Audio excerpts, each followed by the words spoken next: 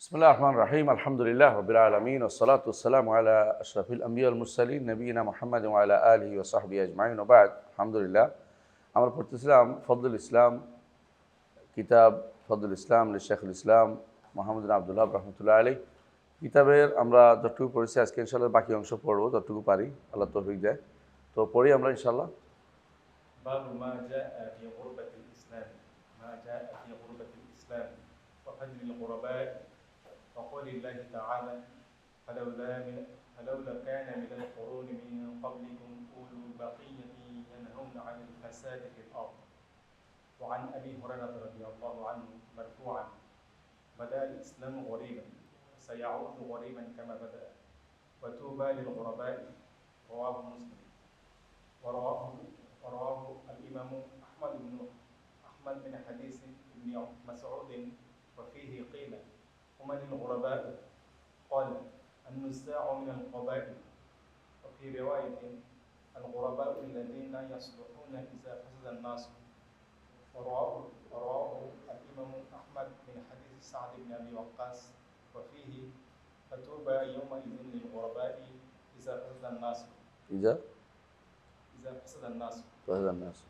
وللترمذي من حديث كثير بن عبد الله عن أبيه عن جده طوبى للغرباء الذين يصلحون ما أفسد الناس من سنته. طيب نقف هنا إن شاء الله. بسم الله الرحمن الرحيم الحمد لله رب العالمين والعاقبة للمتقين ولا عدوان إلا على الظالمين وبعد।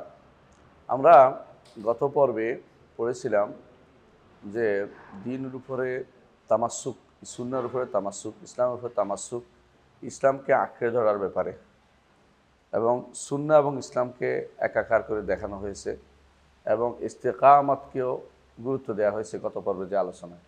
আজকে আমরা আলোচনা করব যে এখানে তিনি অধ্যায় বিন্যাস করেছেন বাবু মা জা ফি গুরবাতিল ইসলাম ওয়া ফদলুল গুরাবা। এটার সাথে ফজলুল ইসলামের কি সম্পর্ক? এটার সম্পর্ক হচ্ছে ইসলাম একটা সময় গরিব হয়ে যাবে, ওই সময় যারা ইসলামকে আঁকড়ে ধরবে, এই আঁকড়ে ধরা ইসলামটা হচ্ছে ফজিলতপূর্ণ ইসলাম। আর যারা বিভিন্ন দলে মতে বিভক্ত হয়ে যাবে, বেদাত করবে বা ফরকা 72-73 ফরকা হয়ে যাবে, ওরা তো মূল ইসলামকে আঁকড়ে ধরেনি। এজন্য ফজলুল ইসলাম প্রকাশ পাবে যখন দেখা যাবে যে ইসলামটা অনেকের কাছে ব্যক্তিও যেমন গরিব হচ্ছে, মানুষও কম গরিব হয়ে যাচ্ছে, আবার ইসলাম নীতিটাও অনেকের কাছে গরিব হয়ে যাচ্ছে।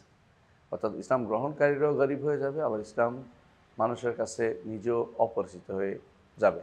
ওই সময় যারা ধরে রাখবে তাদের যে ফজিলতের কথা হাদিসে আসবে এখানে বলবে, এবং যারা এটা নিয়ে তখন যা নষ্ট হয়েছে তা যারা ইসলাহ করবে তাদের গুরুত্ব উল্লেখের মাধ্যমে এটা ইসলামের ফজিলত প্রকাশ পেয়েছে।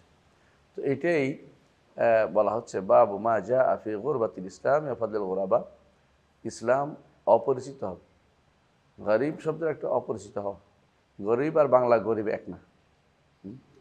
যেমন কিছু মানুষ বাংলা আরবি মিলে ফেলছে। হ্যাঁ, কী করছে? ওই যে আল্লাহ কইছে দুরুদ পড়তে হয় না, কিছু মিলাদ করতে গেছে। মিলাদ আর দুরুদ এক হয়ে গেছে, আর সালাত এক হয়ে গেছে। সালাত আর এরকম গরিব অর্থ কি নয়, ফকির না, এখানে গরিব অর্থ কি? অপরিচিত। হ্যাঁ, ফজলুল গুরাবা। আর ওই সময় যারা এই গরিব থাকবে তাদের জন্য ফজিলত রয়েছে। তার অর্থ এই নয় যে সব সময় যারা ভিন্ন মত পোষণ করবে, আলাদা হয়ে যাবে, তাদের ফজিলত এটা বলা হয়নি। বরং এখানে ইসলাম নিয়ে যারা ভিন্ন জিনিসের উপর থাকবে তাদের প্রশংসা করা হয়েছে। প্রথমে দলিল দেওয়া হয়েছে আয়াত দিয়ে। আয়াতটা কি? ফালাউলা কানা মিনাল কুরুনি মিন ক্বাবলিকুম উলু বাকিয়াতিন ইয়ানহাউনা আনিল ফাসাদি ফিল আরদ।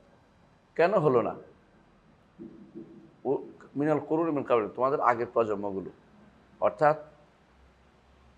যারা হুদ আলাইহিস সালাম কওমের আলোচনা হচ্ছে, ওদেরকে ধ্বংস করার আগে ওদের মধ্যে এমন কোন লোক কেন থাকলো না যারা আকলওয়ালা, তারা নিষেধ করতো যে তোমরা এটা করলে ধ্বংস হয়ে যাবে। এই যে যারা উলু বাকিয়া ইয়ানহাউনা আনিল ফাসাদি ফিল আরদ, এরা হচ্ছে শ্রেষ্ঠ মানুষ। এদের মধ্যে কালিলান হয়েছে বিমান আনজাই না, যাদেরকে আল্লাহ নাজাত দিয়েছে এরা খুব অল্প সংখ্যক, বেশিরভাগ হতে পারে নাই।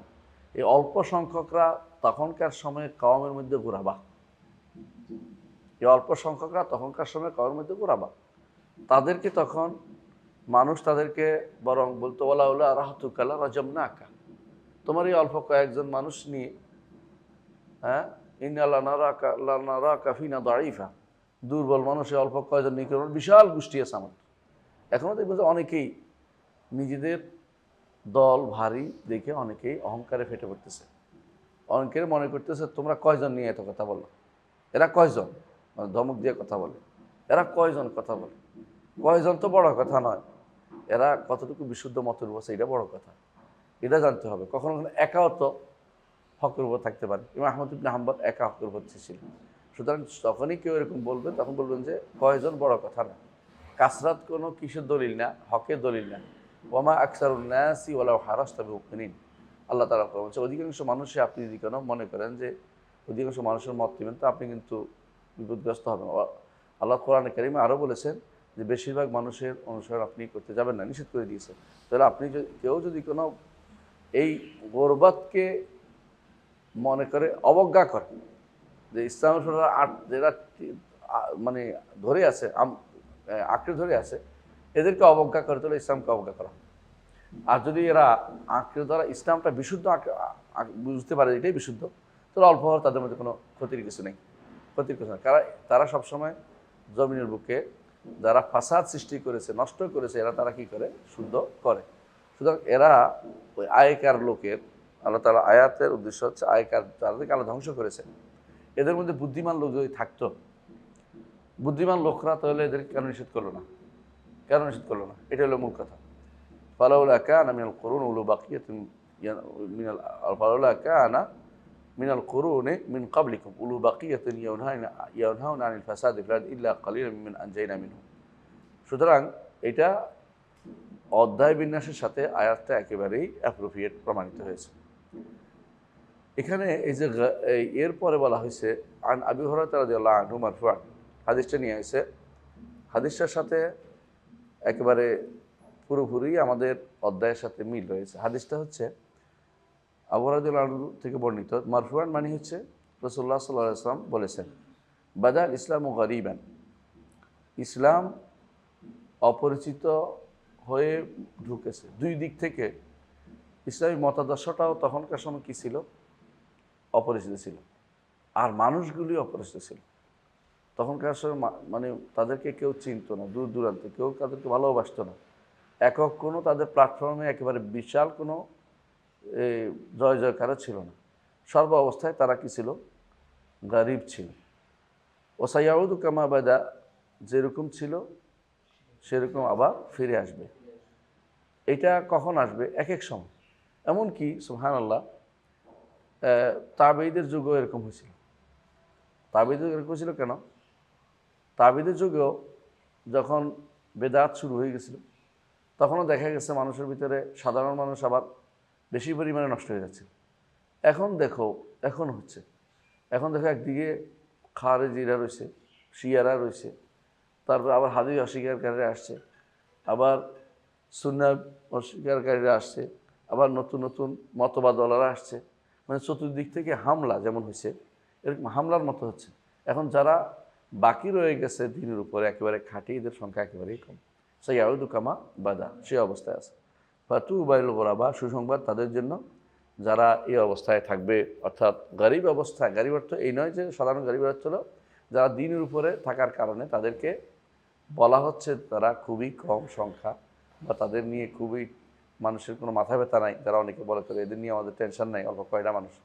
এইটা রসুল সাল্লাল্লাহু আলাইহি ওয়াসাল্লাম ফাতু বাইল গোরাবা, এদের জন্য বরং সুসংবাদটাই রইল। এইটা দুই ধরনের গর্বত আমরা বলে থাকি। একটা হচ্ছে যে বেড়ে যাওয়া, প্রকাশ্য কিছু গরিব আছে, যেমন কি প্রকাশ্য কিছুটা গর্বত আছে। সেটা হলো যেমন এলমের ক্ষেত্রে, এলেম অর্জনের ক্ষেত্রে যারা এলেম অর্জন করতেছে খাঁটি দিনের জন্য, এদের গরিব না? কয় মানুষ হইল? ঠিক আল্লাহর দিনের জন্য খরচ যারা করতেছে, কয় মানুষ আল্লাহর জন্য খরচ, আসলে আল্লাহ সন্তুষ্টির জন্য খরচ করতেছে? বেশিরভাগ মানুষই তো এখলাসবিহীন খরচ করতেছে, বেশিরভাগ মানুষ তো এটাই দেখা যায়। আবার দেখবেন যারা মুসলিম, এরা আবার ফাসিকদের মধ্যে থেকে এদের সংখ্যা একদম আপনি হাতে গুনতে পারবেন, এরকম অবস্থা। আবার যারা টাকা রোজগার করতেছে ওদের মধ্যে একদম গরিব খুব, মানে এদের মধ্যে একেবারে রোজগারের ক্ষেত্রে হালালকে হালাল মেনে চলা এটার সংখ্যা খুবই কম। তো দেখবেন এটা একটা প্রকাশ্য একটা গর্বত। আরেকটা হলো গোপন গর্বত কি, আল্লাহর সন্তুষ্টির জন্য গোপনে কাজ করে যাচ্ছে, কারো কোনো প্রকাশ করতেছে না, এদের সংখ্যা খুব কম। কেউ যদি করেও দেখাইতে চায়, কেউ যদি করে দেখাইতে চায়, তাদের দেখানোর জন্য অনেক সময় তারা কি করে, বড় ধরনের মূল কাজ থেকে অনেক সময় আরও খরচ তারা বেশিই করে। 3-4 জনে একজনের একটা কি দিবে, হ্যাঁ একটা কম্বল দিবে, 3-4 জনের ছবি তুলবে, মানে এটা আবার পত্রিকায় দিবে, আবার ফেসবুকে দিবে, আবার এটা দিবে। এটা তো গর্বাত, মানে তার আল্লাহর সাথে যে সম্পর্ক তৈরি, এখানেও তাদের মধ্যে গর্বত চলে আসছে। তাহলে গর্বত এদিকেও খারাপ, ওদিকেও খারাপ। সম্পর্ক আল্লাহ সম্পর্ক তৈরি করার দিকে তারা যে সমস্ত অনাচার করে যাচ্ছে এগুলিও খারাপ। তাহলে গরিব অবস্থা এখন বিরাজ করতে, সত্য কথা। এই গরিব অবস্থা একবার আসে একবার যায়, এলাকা ভিত্তিকও হইতে পারে, সময় কেন্দ্রিক হইতে পারে, জমান হইতে পারে, মকান হইতে পারে। এই গর্বত সব রকমের হয়। ইমাম আহমদ ইবনে হাম্বলের সময় কোন দিকে হয়েছিল? ইমাম আহমদ ইবনে হাম্বলের সময় গর্বত ছিল জমান এবং মাকান কেন্দ্রিক। বেশিরভাগ জায়গাতেই দখল করে ফেলছিল মুতাজিলারা। তখন যদি কেউ যদি বলতো যে বেশিরভাগের কথাই গ্রহণ করা হবে, সেওয়াদুল আজম, তো আহমদ ইবনে হাম্বলের খবরে নেই। কিন্তু আহমদ ইবনে হাম্বল রহমতুল্লাহ আলী একাই, তিনি তখন উম্মত একা, এবং তার সাথে আর দুই একজন ছাড়া বেশিরভাগই তো ইসলাম কী করেছে, কোরআনকে মাখলুক করেছে। তাই বলে এইটা এই বেশিরভাগ সেওয়াদে আজম গ্রহণ করা হয় না, গরিব চলে আসছে। তো এই জন্য এই গর্বটা অবশ্যই প্রশংসনীয় গর্ব। তাই বলে এমন কিছু যেন না করা যায়, গরিব হইতে হবে, আমাদেরকে আলাদা হয়ে যেতে হবে, যেটা কিছু কিছু মানুষ বুঝছে। পাকিস্তানে একটা দল আছে, নাম হলো গোরাবা আল হাদিস। ওরা কি করে, অন্যদের থেকে আলাদা চলা পছন্দ করে। অন্যরা কীরকম, আমি অন্যরকম, এটা কীরকম, মানে অন্যরা হবে। তারা মনে করছে গোরাবা অর্থ হইলো কারোর সাথে যেন মিল না হয়, এটা আর ভুল বুঝছে তারা। এটা উদ্দেশ্য না, উদ্দেশ্য হচ্ছে সুন্নাহকে আঁকড়ে ধরলে মানুষ এমনিতেই দূরে সরবে, ইসলামকে আঁকড়ে ধরলে মানুষ এমনিতেই দূরে সরে যাইবে। তো যেন ইসলাম এবং সুন্নাহকে আঁকড়ে ধরলে মানুষ যতই গরিব হোক, মানুষ যতই চলে যাক, আমার গর্বটা নিয়ে আমি তখন আল্লাহর কাছে শুকরিয়া আদায় করতে হবে, আল্লাহ তাআলা আমাকে সঠিক পথে রাখতে পেরেছেন। এই জন্য তাদেরকে আল্লাহ তাদের প্রশংসা করেছেন যে এটা গরিব, এরা যারা এই অবস্থা থাকবে। রাসূলুল্লাহ কীভাবে গরিব হয়েছিল প্রথম? কারণ দূর বিভিন্ন গোত্র থেকে একজন ইসলাম গ্রহণ করছে। বাদার ইসলাম ও গরিব, বুঝছো তো? কেউ বিলাল রাদিয়াল্লাহু আনহু কোন দেশের, সালমান রাদিয়াল্লাহু কোন দেশের, সোহাইব কোন দেশের, অনুরূপভাবে যারা আরও আছে মক্কার কোন গোত্রে একজন, আবার কোন গেফার গোত্রে আবু যর রাদিয়াল্লাহু আনহু, কোত্থেকে রাস্তার পথের মধ্যে। তো দূর দূরান্তের মানুষরা ইসলাম গ্রহণ করছে, কাছের মানুষরা ইসলাম গ্রহণ করে না, একটা ব্যাপক সাড়া পড়ে নাই। তো ব্যাপক সাড়ার জন্য আমরা অনেকে কী করি, চেষ্টা করি। ব্যাপক সাড়া না পড়লেও আমার দায়িত্ব হচ্ছে ইসলামকে আঁকড়ে ধরা, সঠিক ইসলাম প্রচার করা। ব্যাপক যদি হয়ে যায় আল্লাহ শুকরিয়া, আমার দ্বারা যদি ব্যাপক নাও হয়, আমার দাওয়াতের ক্ষেত্রে এটা যেন কোনো প্রভাব না ফেলে, আমি যেন দাওয়াত চালিয়ে যেতে পারি, চালিয়ে যাওয়াটা আমার উদ্দেশ্য হয়। তো একজন মানুষের সর্বশেষ মানে বড় কাজ হবে এটাই যে সে যেন কাজটা করে যাচ্ছে, ফাতুবাইল গোরাবা, এটা দরকার, শেষ পর্যন্ত এটা করে চালিয়ে যেতে হবে তাকে। এটাই সে চিন্তা করবে না কতজন অনুসরণ করেছে, সে চিন্তা করবে সে কতটুকু করতে পেরেছে। আমার দাওয়াতের সফলতা কতটুকু আসবে, এটা হলো আমি কতটুকু এটার মধ্যে এখলাস করতে পেরেছি। অনেকে গ্রহণ নাও করতে পারে, এতে আমার কোনো ক্ষতি নেই। সব মানুষ আমার গ্রহণ করতে জরুরি না, আমি পারবো না। নবীদের মধ্যে অনেকে আছে একজন তার অনুসারী ছিল, আবার অনেকে আসবে একজনও তার অনুসারী নেই। তাহলে এতে কি নবীদের কোনো ক্ষতি হয়েছে? তারা কি তাদের দাওয়াত পাঠায় নাই? তারা কি ইসলামের উপর ছিল না? তারা তো আঁকড়ে ছিল, কিন্তু মানুষ ধরে নাই, মানে নাই। আল্লাহ হেদায়েত দিতে চান নাই। ইন্নাকা লা তাহদি মান আহবাবতা ওয়ালাকিন্নাল্লাহু ইয়াহদি মান ইয়াশা। আল্লাহ যাকে ইচ্ছা তাকে হেদায়েত দিবেন। তো আপনি এবারে কোনো টেনশন করবেন না। আমরা যতটুকু একটু করে যাই, প্রত্যেকেই এটা চিন্তা করবেন যে আমার অনুসারী বেশি হলো না, আমার লোক বেশি হলো না, লোকবল নাই, টেনশন করার দরকার নেই। আল্লাহর কাছে দোয়া করেন, আল্লাহ সবসময় দোয়া করেন, আল্লাহ যেন এর মধ্যে বরকত দেয়। অনেক সময় দেখবেন যে আমাদের এই যে আমরা বিভিন্ন রকমের করি যে আসেন পড়তে আসেন, অনেক দেখবেন 10-12 জন 15 জন 16 জন এর বেশি আসেন, যদি আমরা ওটাই হয়তো 20 জন, কিন্তু অনেক জায়গায় দেখবেন যে কিচ্ছু না, অমুক একজন আসছে, দেখবেন যে লাখ লাখ মানুষ একত্র হয়ে গেছে। কী শিখবো এটাও দরকার নেই, মানুষ একত্র হয়েছে, এই মানুষ একত্রে আমাদের কাজ নেই। এই জন্য আলেমরা বলেছেন ফাতুবাইল গোরাবা, এর মধ্যে এইটাও এই জন্য আল গোরাবা, কেউ কেউ এই জন্য ফেরকাতুন নাজিয়ার নাম দিছে গোরাবা, ফেরকাতুন নাজিয়ার আর নাম দিছে গোরাবা। কেন দিছে? ফেরকাতুন নাজিয়া যারা, এরা খুব কমই হবে, কারণ এরা তো হলো 73 ফেরকার বিপরীতে একটি ফেরকা, তো এরাও তো গোরাবা, হিসেবে দিক থেকে এরাও গোরাবা, কারণ ওরা তো 73 ফেরকা। তো 73 ফেরকা এটা বের হয়েছে কখন? এটা তো তাবেঈদের যুগ থেকেই শুরু হয়েছে। হ্যাঁ, একেবারে মোতাআসসিল কঠিনভাবে হয়েছে কার সময়? আব্বাসী যুগের মাঝামাঝিতে এসে, অর্থাৎ যে সময়ে মামুন খলিফা মামুন ক্ষমতায় আসে, তখন থেকে এটা খুবই কঠিন আকার ধারণ করছে, যে এদের সব বেদাতীদের জয় জয়কার হয়ে গেছে। আর ওই সময়ে 3 কুরুন শেষ হয়ে গেছিল, খায়রুল কুরুন তখন শেষ হয়ে গেছিল। সুতরাং বোঝা গেল যে এই অবস্থা ফিরে আসবে, আমাদের নবী আগেও বলেছেন। আমাদেরকে এটা দিয়ে তিনি সান্ত্বনা দিয়েছেন, যাতে করে আল্লাহর পথে দায়ীরা যেন কোনো ক্রমেই তাদের কিল্লাতুস সালিকিন দেখে, অর্থাৎ তাদের এই পথের লোক কম দেখে তারা যেন হতাশ না হয়ে পড়ে, বরং আমি একা হলে একাই থাকি, সমস্যা নেই, হকের উপর থাকি, সব মানুষ একদিকে চলে গেছে, আমি এখানে বসে থাকবো কি জন্য? এটা না, আমার যতটুকু আছে ততটুকু আমি বলে যাব। আপনার দিনের প্রতিষ্ঠিত হতে দেখে মানুষ কী করে শক্তি পাবে। আপনিও যদি ঘুরেন সব মানুষ, তাহলে মানুষ ওই দিকে ঘুরে যাবে। অনেকে আছে শেষ মুহূর্তে এসে সঠিক পথ থাকতে পারে না, কারণ তার মধ্যে আবার মাথা ছাড়া দিয়ে ওঠে যে জনপ্রীতি বা কি বলে এটাকে, মানুষের সাথে মিশানো, সবার সমর্থন পাওয়া, এগুলি তো আসলে এলমের মজলিসের কাজ না, আলেমদের কাজ না। আলেমদের কাজ গণমানুষের সমর্থন পাওয়ার পিছনে দৌড়ানো আলেমদের কাজ না। আলেমদের কাজ হচ্ছে আল্লাহ রসুলের বাণী বলা, কোরআন সুন্নাহ প্রকাশ করা, ইসলামকে আঁকড়ে ধরা। আলেমরা হবে কোদোয়া। আলেমরা যদি কোনো গণমানুষের সাপোর্টের জন্য কাজ করে, তাহলে এটা কোনোদিন গ্রহণযোগ্য কাজ হতে পারে না। তো এটাই ফাতুবা লিল গোরাবা, তাহলে গোরাবা তাদের জন্য সম্মত, কারণ কুল্লুহা ফিন্নার ইল্লা ওয়াহিদা, এই জন্য এরা গরিব হবে, কারণ এটা সংখ্যায় কম হবে। কেমন?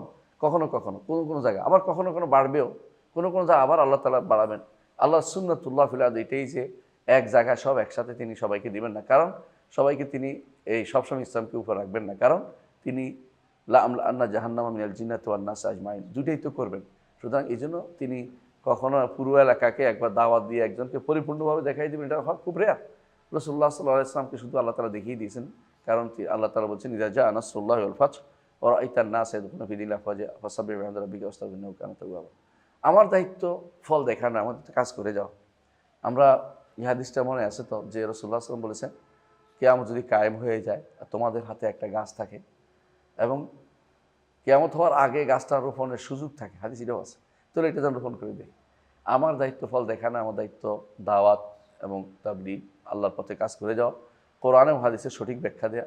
মানুষের সন্তুষ্টির দিকে তাকিয়ে আমি হক কথা বলা বন্ধ করতে পারবো না, এটা সবাই মাথায় রাখতে হবে।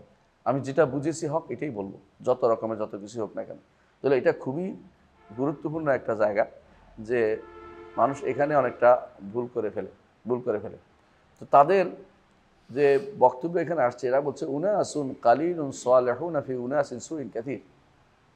এরা কারা? এরা হচ্ছে অনেক খারাপ মানুষের ভিতরে অল্প সংখ্যক কিছু ভালো মানুষ, বরং তাদেরকে যারা ঘৃণা করে, তাদেরকে যারা অনুসরণ করে, তাদের চেয়ে ঘৃণাকারীরা বেশি। বর্তমানে যারা সহিহ আকীদা ও মানহাজের লোক আছে, এদেরকে যারা ঘৃণা করে, সহিহ আকীদা যাদেরকে ঘৃণা করে, ওদের সংখ্যা বেশি, খুব বেশি। বরং আপনি দেখবেন যে ইসলামের কথা বলে, অথচ বিশুদ্ধ আকীদা ও মানহাজের লোকের বিরুদ্ধে তারা ক্ষেপে আছে। অন্যদের সাথে মিলে এদের সাথে মিলে না। নাহলে দেখেন একটা লোকে বেদাতি কোবাইছে, ভিতরে ভিতরে অনেকে দেখলাম খুশি মনে হয়, যেন কেউ নিন্দাও করতে রাজি হয়নি, এটা খারাপ কাজ হয়েছে এটাও বলেনি। বরং দোষ হচ্ছে সব দেখে কেউ নাটক বানাচ্ছে একজন, যে কেন এটা করলো, কারণ তারা করেছে, তিনি নিশ্চয়ই আদবের খেলাপ করছে। মুখস্থ কথা তো বললে হবে না, যে রসুলের সাথে আদব বেয়াদবি করছে, রসুলের কী বেয়াদবি করছে? আল্লাহর সাথে তুই যে বেয়াদবি করে বসে দিয়েছিস, তুই শিরিক করছ। মা লাকুম লা তারজুনা লিল্লাহি ওয়াকারা ওয়া কাদ খালাকাকুম আতওয়ারা। আল্লাহর সাথে যারা বেয়াদবি করে, ওদের কিছু হয় না। আর রসুল্লাহ সাল্লাহ আসলামকে বাড়াইতে বাড়াইতে বাড়াইতে এতরা করতে করতে যেটা রসুল নন এটা বলাটা এটা বেয়াদবি না, এটা আরেক বেয়াদবি, আরেক বেয়াদবি। কিন্তু এটা বলবে না। এরা কি বলবে? রসুল প্রেমিক, রসুলের আশেক। এরপরে এটার পক্ষ হইয়া বই লেখা, বিভিন্ন আর্টিকেল লেখছে, বিভিন্ন গল্প বানাচ্ছে। এগুলো আসলে নিকসাফিল খাল, মানে তাদের সৃষ্টিটাকে পরিবর্তন করে দিয়েছে নিজেদের, এবং আল্লাহ তাআলা তাদেরকে উল্টেই দিয়েছে তাদের। এই জন্য হ্যাঁ, রাসূলুল্লাহ সাল্লাল্লাহু আলাইহি ওয়াসাল্লাম যেটা বলেছেন যে এমন একটা অবস্থা হবে যখন তখন কোনো মারুফ সেখানে কাজ করবে না, এরকম অবস্থা সেখানে তৈরি হয়ে গেছে। এরা বেশিরভাগই অবস্থা বর্তমানে। এরা যখন আহলুস সুন্নাতুল খুল্লাস, যারা খালেস আহলুস সুন্নাহ যখন বিপদে পড়ে, এদের অন্তর তখন খুশি হয়ে যায়। আল্লাহ তাআলা কোরআনে কারীম বলেছেন, হা আনতুম হা উলাই, ওই কোরআন কারীম আল্লাহ তাআলা বলছেন যে তোমরা যখন বিপদে হও, ওয়াইজা ইম্মাসাতকুম হাসানাতুন তাসুব, তোমাদের যখন ভালো কিছু হয় তাদের কষ্ট লাগে, আর তোমাদের যখন কষ্ট হয় তখন ইয়াফরাহু বিহা, তখন তারা খুশি হয়ে যায়। এই যে এটা হলো ওদের এই অভ্যাসটা এখন আমাদের এইখানে প্রচুর পরিমাণে আপনি পাবেন। এটা শুধু বেশিরভাগ এটা দেখা যাবে বাংলাদেশের মধ্যে। এত বেশি পরিমাণ মানুষ আবেগী, দিন থেকে দূরে, আবেগী তারা, কিন্তু দিন মানার মতো তাদের প্রবণতা নেই। এই জন্য এরা আসলেই বিভ্রান্ত। রাসূলুল্লাহ সাল্লাল্লাহু আলাইহি ওয়াসাল্লাম আরেকটি বলছে এদের সম্পর্কে, যে গোরাবাদের সম্পর্কে বলেছে রাসূলুল্লাহ সাল্লাল্লাহু আলাইহি ওয়াসাল্লাম, আল মুতামাসসিকু বিসুন্নতি ইনদা ফাসাদ উম্মতি, এটা বলেছে যারা আমার উম্মতের ফাসাদের সময় যারা সুন্নতকে আঁকড়ে ধরবে তাদের জন্য আজরু খামসিনা শহীদ বলছেন, 50 জনের শহীদ সওয়াব পাওয়া যাবে। আরও এটাও বলেছেন যে এরা এদেরকে মানুষের ঘৃণাও করবে, খুব বেশি ভালোবাসবে তা না, ভালোবাসবে কিছু লোকও থাকবে। তো মোট কথা এটাই যে এই অবস্থাটা আসলে বিরাজ করছে। হ্যাঁ, কোথাও কোথাও ভালো অবস্থা আছে, যেমন কোনো দেশে, আরব দেশগুলোতে কোথাও কোথাও ভালো অবস্থান আছে, কারণ সেখানে আল্লাহ তাআলা হয়তো দিনের জয় জয়কার দিচ্ছে তাদের অবস্থান দেখে, মন দেখে। আমরা আসলে দাওয়াতের সংখ্যা কম, এটা শুধুমাত্র আমরা আফসোস করি, কিন্তু আমাদের দাওয়াতের ক্ষেত্রে কোনো আফসোস নেই, কারণ আমরা হক পেয়েছি, হক প্রচার করতে পেরেছি, যেখানে এটা সেখানে বলতে পেরেছি। আমি যে বলতে পারছি এটা তো আল্লাহ তৌফিক। আল্লাহ এর দ্বারা কয়জনকে হেদায়েত দিবেন আল্লাহর ইচ্ছা, এবং আল্লাহ তাআলার কাছে এদের জন্য দোয়া করতে হবে, আল্লাহ যেন আমার কথা দিয়ে, আমার কাজ দিয়ে আল্লাহ তাআলা হেদায়েতের পথে উন্মোচন করে দেন। মানুষ কতটুকু গ্রহণ করবে এটা আল্লাহ তাআলা মঞ্জুর উপর নির্ভর করবে, মঞ্জুর করবে সেটা হবে।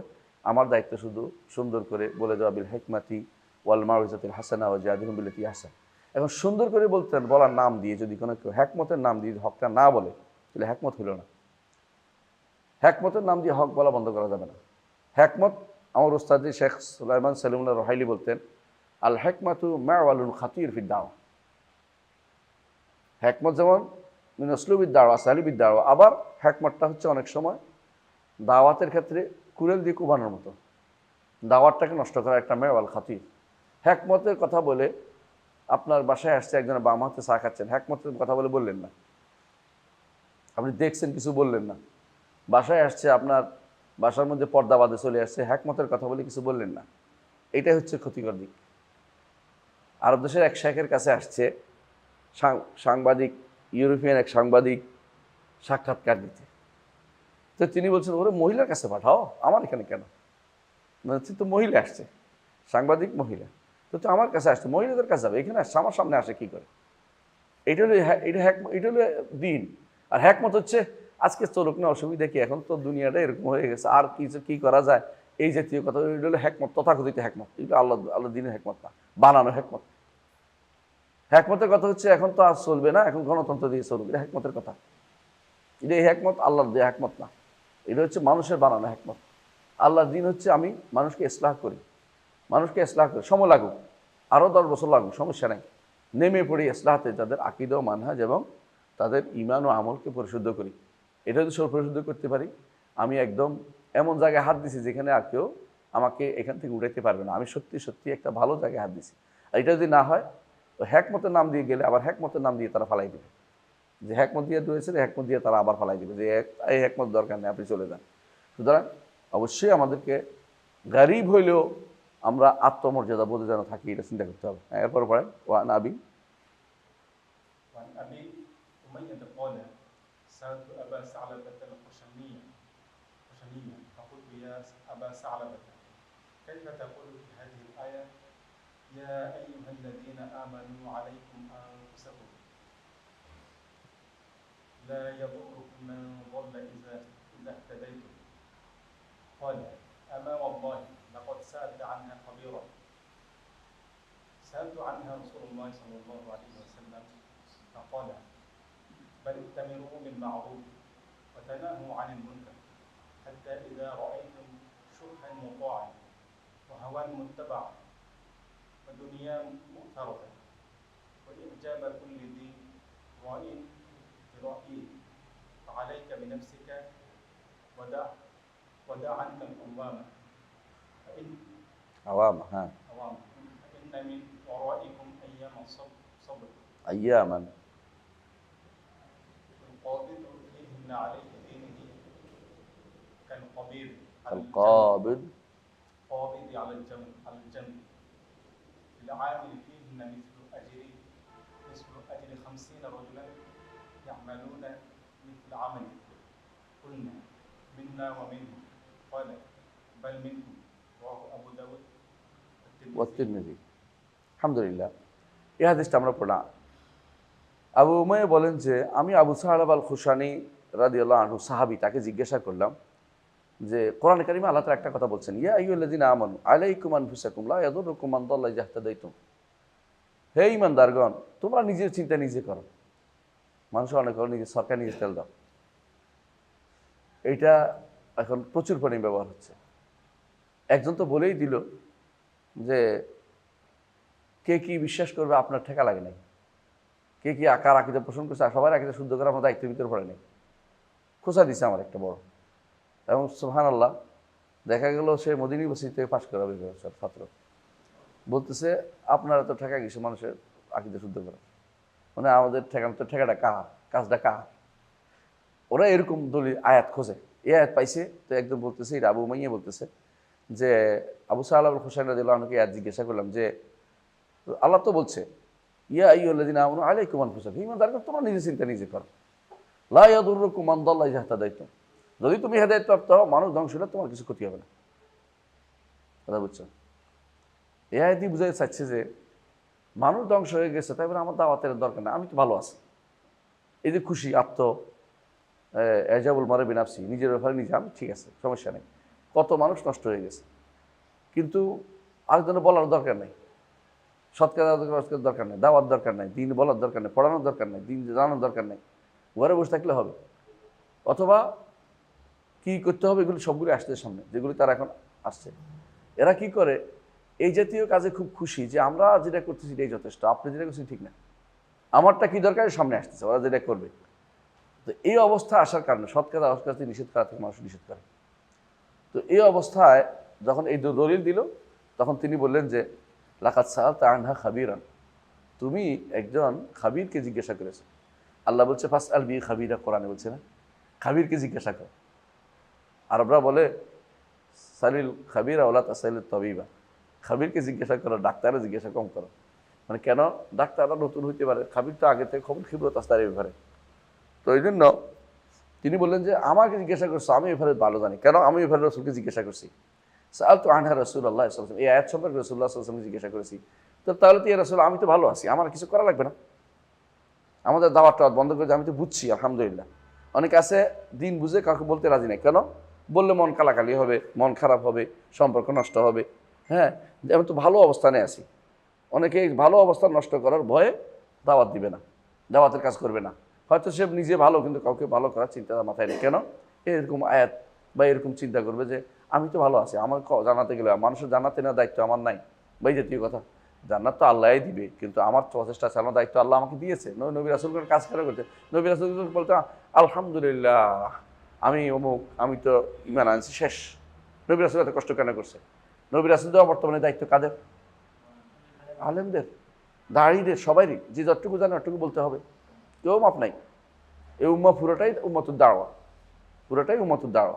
দাড়ি হওয়ার জন্য তো বড় আলেম হওয়া লাগে না, এলমে দিনের চর্চার জন্য আলেম হওয়া লাগে। দাড়ি হওয়ার জন্য দিন বুঝলে হয়, যেটা বুঝছি না প্রচার করতে হবে, যেটা জানছি না জানতে হবে। তাহলে দাড়ি এবং আলেমের মধ্যে পার্থক্যটা করতে হবে। দাড়ি হওয়ার জন্য বড় আলেম হওয়া লাগে না। আপনি সূরা ফাতিহা ভালো অর্থ জানেন, সূরা ফাতিহা বলতে হবে। আপনি আরেকটা সূরা ভালো জানেন, এটা সূরা পড়াইতে হবে আপনাকে, এটা দায়িত্ব, এটা পুরোটা পড়েই বলতে হবে, দিনের সব জানিয়ে বলতে হবে, এটা না।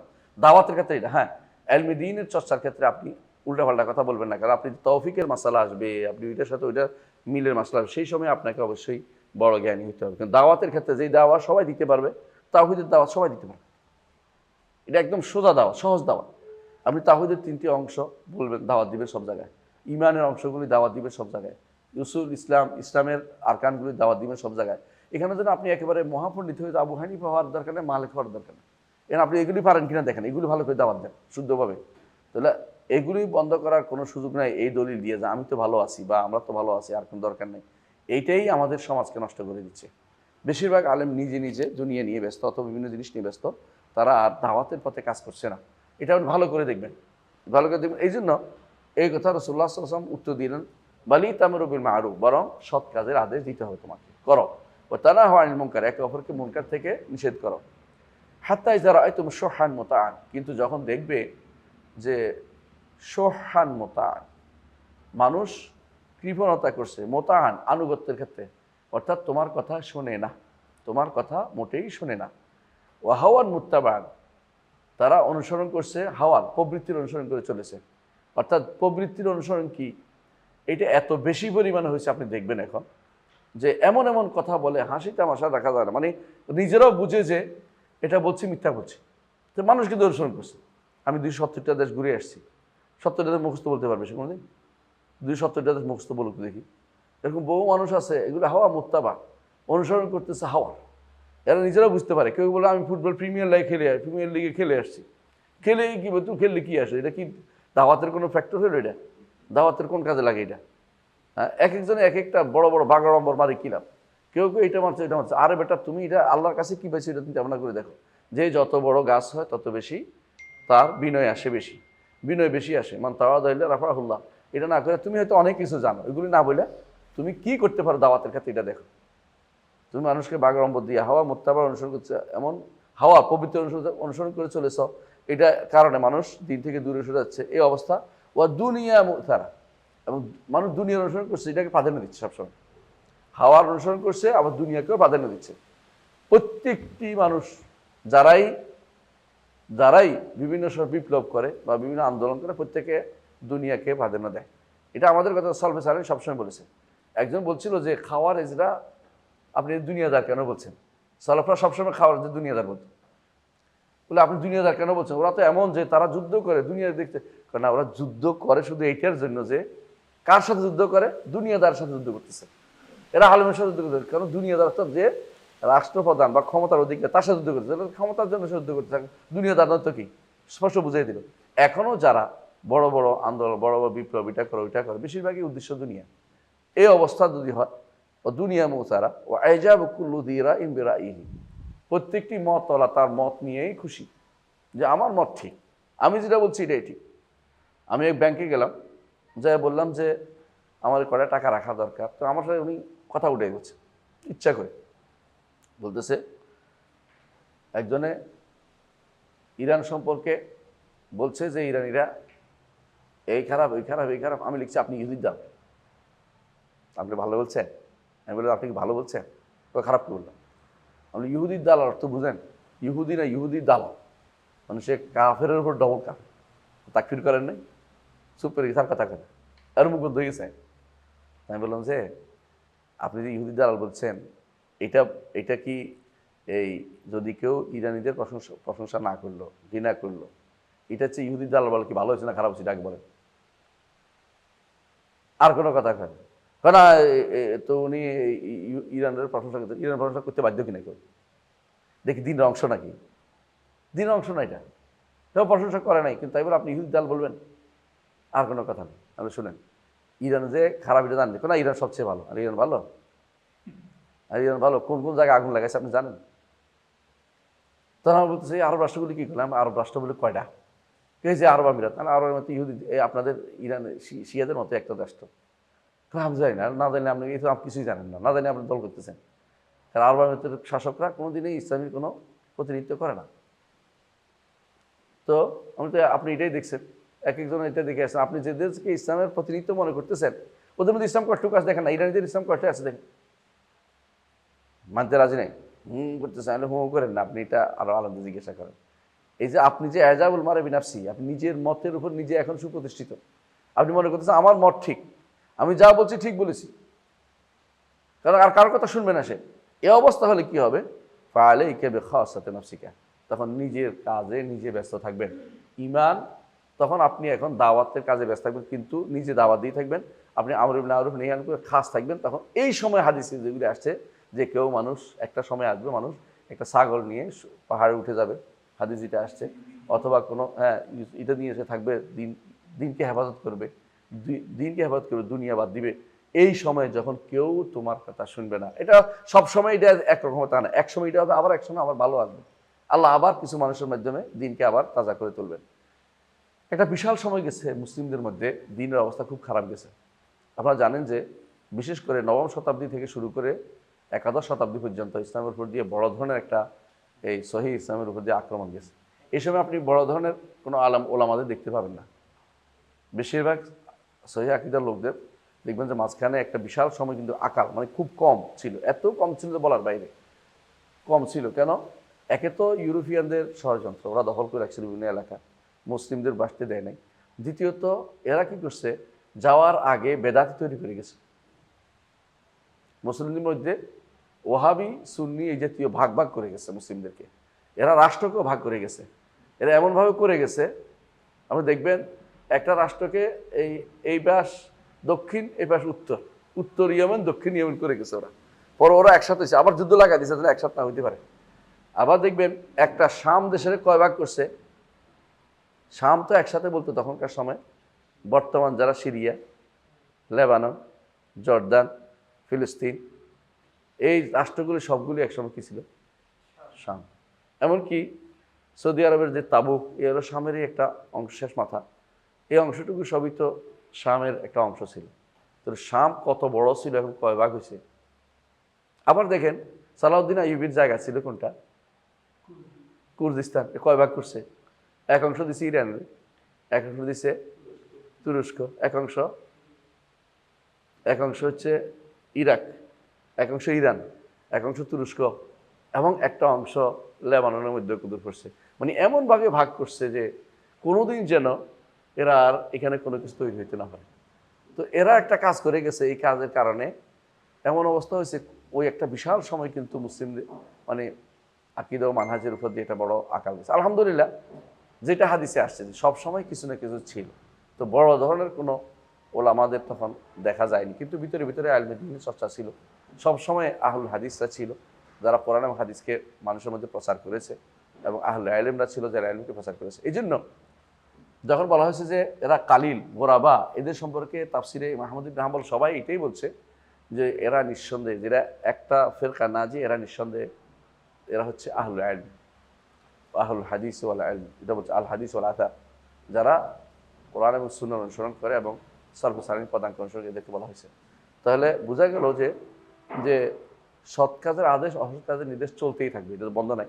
কিন্তু মানুষ যখন এই অবস্থায় চলে যাবে, কয়টা কথা বলছে এখানে? একটা হচ্ছে চারটা কথা। একটা হচ্ছে কি?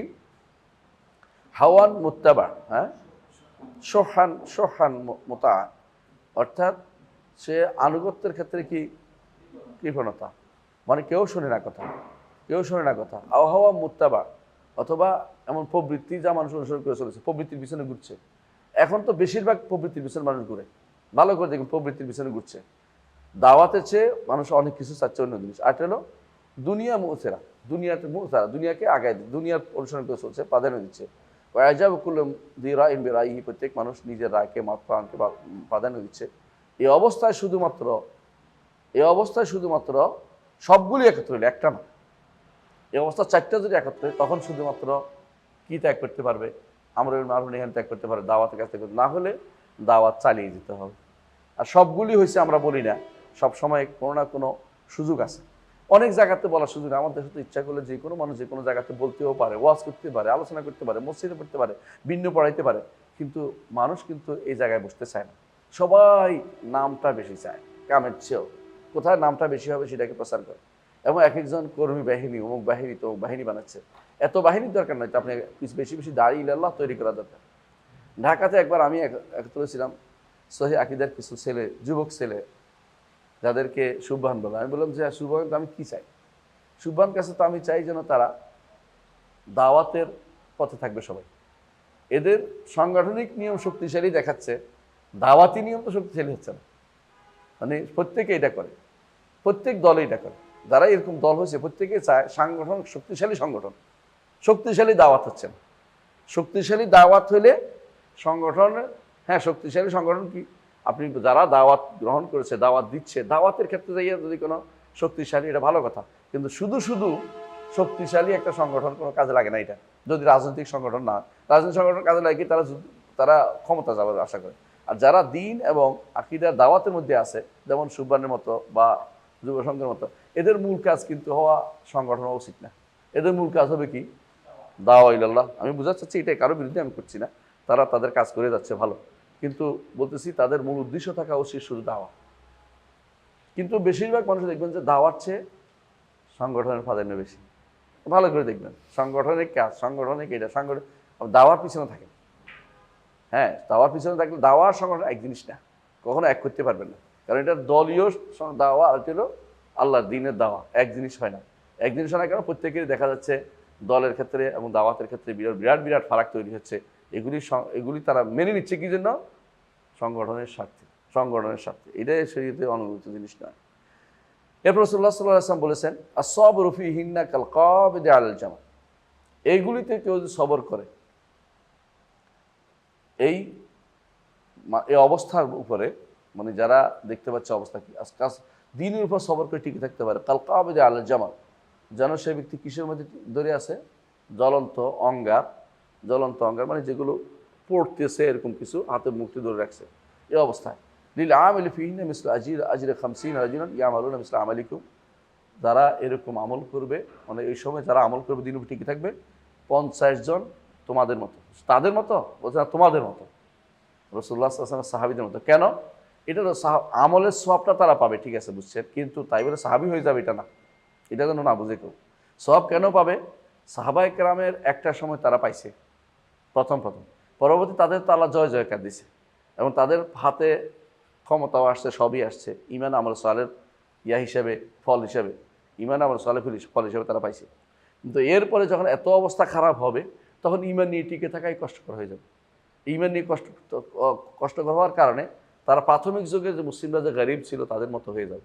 এই অবস্থাটাই শুধুমাত্র এখানে বোঝানো হয়েছে। এই জন্য দিনকে আঁকড়ে ধরে থাকতে হবে, এটা হলো এই মূল কথা এখানে, যে গরিব হতে পারো তুমি, কোনো সমস্যা নেই, অপরিচিত হতে পারো, এবং সবাই তোমাকে হয়তো, তুমি অনেকের মধ্যে তুমি মনে হবে যেন আলাদা একটা চিজ, কিন্তু তোমার কোনো সমস্যা নেই যদি তুমি দিনের উপরে আঁকড়ে ধরতে পারো, তখন তোমার এটা তোমার মর্যাদা অনেক বেশি পাবে। এবং এই সময় তুমি যা আমল করবে 50 জন সাহাবীর আমলের মতো তোমার সওয়াব লিখিত হবে। কিন্তু সাহাবীর আমল কমবে না, সাহাবীর তো মর্যাদা আলাদা থাকবে, সওয়াবটা শুধু বাড়বে।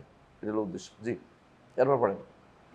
ورواه ابن وضاح معنه من حديث ابن عمر رضي الله عنه ولفظه আনহুমা, হ্যাঁ, عنهما إن من بعضكم أيما الصابر فيها المتمسك بمثل ما أنتم عليه اليوم له أجر 50 منكم ثم قال أنبأنا محمد بن سعيد না এরপরে শেষ হয়ে গেছে,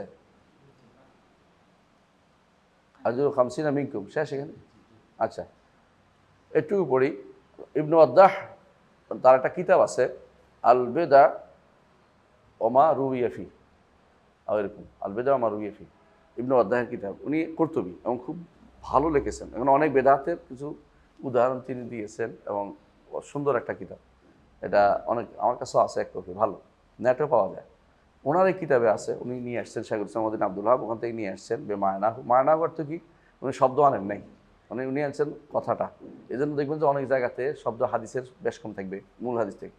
তিনি বলছেন, ইবনে ওমর রাদিয়াল্লাহু আনহু তিনি বলেন, তোমাদের পরে কিছু দিন আসবে, কিছু সময় আসবে, আস-সাবিরু ফিহা আল মুতামাসসিক, যে ব্যক্তি সবর করবে, দিনের উপরে আঁকড়ে থাকবে, গরিব হলেও দিন ছেড়ে যাবে না, বেশি মানুষের অনুসরণের জন্য যাবে না।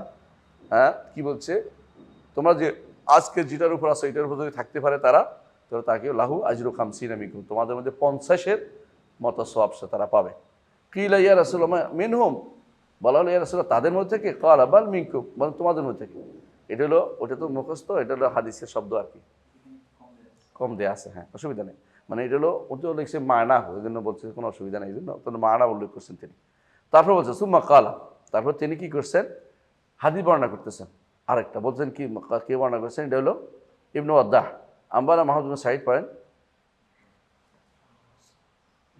ثم قال أنبأنا محمد بن سعيد أنبأنا أسد কলা বলতে হয়, আছে না, কলা না, আপনি পড়বেন, নিয়ম এটা, হাদিস পড়ার নিয়ম হচ্ছে মাঝখানে দুই রাবির মাঝখানে কলা বলতে হয়, লেখা থাকবে না, আপনি পড়বেন নিজের থেকে। হ্যাঁ, قال أنبأنا أسد قال আসাদ ইবনে أخبرنا মুসা না, আচ্ছা বলেন না, মুসা বলেন না, আচ্ছা অসুবিধা নেই, হ্যাঁ কলা, হ্যাঁ। قال أخبرنا سفيان بن عيينة عن أسلم البصري عن سعيد أخي الحسن يرفعه قال إنكم اليوم علي بينات من ربكم আলা বাইয়িনাতিন মির রাব্বিকুম, على بينات من ربكم تأمرون بالمعروف وتنهون عن المنكر وتجاهدون في سبيل الله ফিল্লাহ, ফি সাবিলিল্লাহ। ولم تظهر فيكم الكسرتان السكرتان السكرتان سكرة الجهل وسكرة الحب العيش وستحولون وستحولون عن ذلك فالمتمسك يومئذ بالكتاب والسنة له أجر 50 قيل منهم قال بل منكم বাল মিনকুম। সুবহানাল্লাহ, এই হাদিসটি তিনি বর্ণনা করেছেন, উনি ইবনে ওয়াদ্দাহের হাদিসগুলি তিনিও সনদ দিয়ে বর্ণনা করেছেন, এই জন্য ইবনে ওয়াদ্দাহ তাখরিজ রাখছে, বদর বিন বদর, বদর তাখরিজ করেছে সম্ভবত, বদর ইবনে বদর, বদর আল বদর। তো এখানেও দেখা যাচ্ছে তাহকিকের মধ্যে উনি যেটা উল্লেখ করেছেন, হাদিসটা হচ্ছে বইয়ের মধ্যে, হাদিসটা হচ্ছে যে রাসূলুল্লাহ সাল্লাল্লাহু আলাইহি সাল্লাম বলেছেন যে তোমরা এখন ভালো অবস্থানে আছো, বাইয়ে নাকি আল্লাহর পক্ষ থেকে কোরআন আসছে, রসুল আসছে, হাদিস আসছে, ভালো অবস্থানে আছে। এই জন্য তোমরা কি করতে পারো, আমরুল মারুফ ওয়া নাহয়ুল মুনকার করতে পারো, আল্লাহর সাথে জিহাদ করছো। কয়টা বলছে, একটা হলো বাইয়ে না, আমরুল মারুফ নাহয়ুল মুনকার, আর হলো জিহাদ ফি সাবিলিল্লাহ। হ্যাঁ, ওয়ালাম তাজহার ফিকুমুস সাকরাতান, 5 নম্বরটা হচ্ছে তোমাদের মধ্যে দুই পাগলামি আসে নাই। দুই পাগলামি কি, একটা হচ্ছে মূর্খতার জন্য যে মাতলামি, আর একটা হচ্ছে দুনিয়া প্রীতির মাতলামি, জীবনে বাঁচার মাতলামি। এই দুই মাতলামি তোমাদের মধ্যে এসে পৌঁছে নাই। তারপর হচ্ছে তোমরা অচিরেই এগুলি থেকে তোমাদের পরিবর্তন হবে। কি কি পরিবর্তন হবে, অর্থাৎ বাইয়ে না ভুলে দেবে একটা গোষ্ঠী কী করবে, সৎ কাজের আদা কাজ থেকে দূরে সরে যাবে, কেমন, এবং আল্লাহর রাস্তায় কেউ জিহাদ করবে না, এবং তার তোমাদের মধ্যে প্রকাশ পাবে কি, সাকরাতান, দুইটা মারাত্মক। একটা কি, জাহাল, মানে আরেকটা হচ্ছে হবুল আইশ। এই যে মূর্খ থাকার সাকরা, এটা হচ্ছে এখন বর্তমান, দিন পড়তে দিব না, পড়বো না, এটা হচ্ছে বড় কথা। কোনোভাবে যেই আসুক সে এটা চাচ্ছে, কোনোভাবে যেন দিন যেন প্রচার না পায়, আল্লাহর দিন সঠিক সহি দিন যেন প্রচার না পায়। প্রত্যেকে তার মতো করে দিনের বুঝে, কেউ হালাল করে ফেলবে হারামের সরাসরি, অপব্যাখ্যা দিয়ে মানুষকে বোকা বানাচ্ছে। এরা কি দিন প্রচার করতে চাচ্ছে? সঠিক দিনটা বুঝে প্রচার করা দরকার। নিজের মন মতো করে ব্যাখ্যা দিয়ে মানুষকে বিভ্রান্ত করতেছে, এটা তো হারাম, বড় ধরনের গুনাহ। কোরআন কারীমে আল্লাহ তাআলা বলছেন, ওয়ালা তাহমিলুন্না আথকালান ওয়া আথকালা মা আথকালিহিম, তারা কিছু বোঝা বহন করবে এবং আরও কিছু বোঝা বহন করবে, নিজের বোঝাও বলবে, আরও অন্যের বোঝা বহন করবে। আল্লাযীনা ইউদিল্লুনাহুম বিগাইরি ইলম, যাদেরকে তারা না জেনে পথভ্রষ্ট করে দিচ্ছে। আর যে জেনে শুনে পথভ্রষ্ট করে দেয়, তার গুনাহ তো আরও মারাত্মক, ভয়াবহ। তো বোঝা গেল এই জাতীয় লোকেরা যারা কথা বলে, রাসূলুল্লাহ সাল্লাল্লাহু আলাইহি ওয়াসাল্লাম এদেরকে নাম দিয়েছেন কি, রুয়াইবেদা। এরা দিনের মধ্যে রুয়াইবেদা, এর কোনো ইয়াতে পড়ে না। তারপর ইতাকাল্লাম ফি আম্মাতিন নাস, কোনো কালচারেই পড়ে না। লাফিল ইর ও লাফিল নাফির, দিনের ইরও না নাফিরও না, কিন্তু এরা ঠিক করে, এরা মানুষের ব্যাপক জায়গায় কথা বলে। এরা হালাল হারাম করে বলতেছে যে এটা তো হালাল, এটা হারাম হওয়ার কিছু নেই, এরকম বলতেছে। যে জিনিস হারাম স্পষ্ট সেটাকে হালাল বলতেছে, তখন এটা কিছু বলার থাকে না।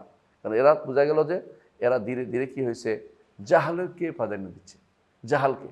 আর আরেকটা জিনিসকে তারা পাগল হয়ে গেছে দুনিয়ার জীবনের জন্য, হব্বুল আইশ, এটা সাকরাত হব্বুল আইশ। এগুলিতে যখন চলে আসবে, তখন রাসূলুল্লাহ সাল্লাল্লাহু আলাইহি ওয়াসাল্লাম বলেছেন, এই সময়ে কোরআন এবং সুন্নাতে যে ব্যক্তি আঁকড়ে ধরবে, তার জন্য 50-এর সওয়াব পাবে, 50 জনের সওয়াব পাবে। তাদের বলছে, তাদের না, বলছে তোমাদের। কেন এই 50 জনের সওয়াবের কথা বলছে? কারণ তখন তারা খুবই ভয়াবহ অবস্থায় থাকবে, তাদের অবস্থা ভয়াবহ থাকবে। সাধারণত এই অবস্থায় টিকে থাকা মানুষের কঠিন হয়ে দাঁড়ায়। যেমন দাজ্জালের সময় টিকে থাকা এই মানুষের কঠিন হয়ে যাবে, এরকম বারবার এরকম অবস্থা তৈরি হবে, কখনো কখনো ঈমান নিয়ে কবরে যাওয়াটা মানুষের জন্য কঠিন হয়ে যাবে। এমনকি রাসূলুল্লাহ সাল্লাল্লাহু আলাইহি ওয়াসাল্লাম এটাও বলেছেন, কখনো কখনো মানুষ তখন ফিতনার কারণে, দ্বীনের ফিতনার কারণে তখন মানুষ বলবে যে কবর দেখলে আমি যদি এর জায়গায় যদি কোনো আমার মৃত্যুটা হতো, কেন, যেহেতু মরে গেছে ঈমান দিন নিয়ে, আমি তো মরতে পারিনি, আমি দিন নিয়ে সন্দেহ, মানে কখনো আমাকে দিন নিয়ে চলে যায়, টেনশানে আছি।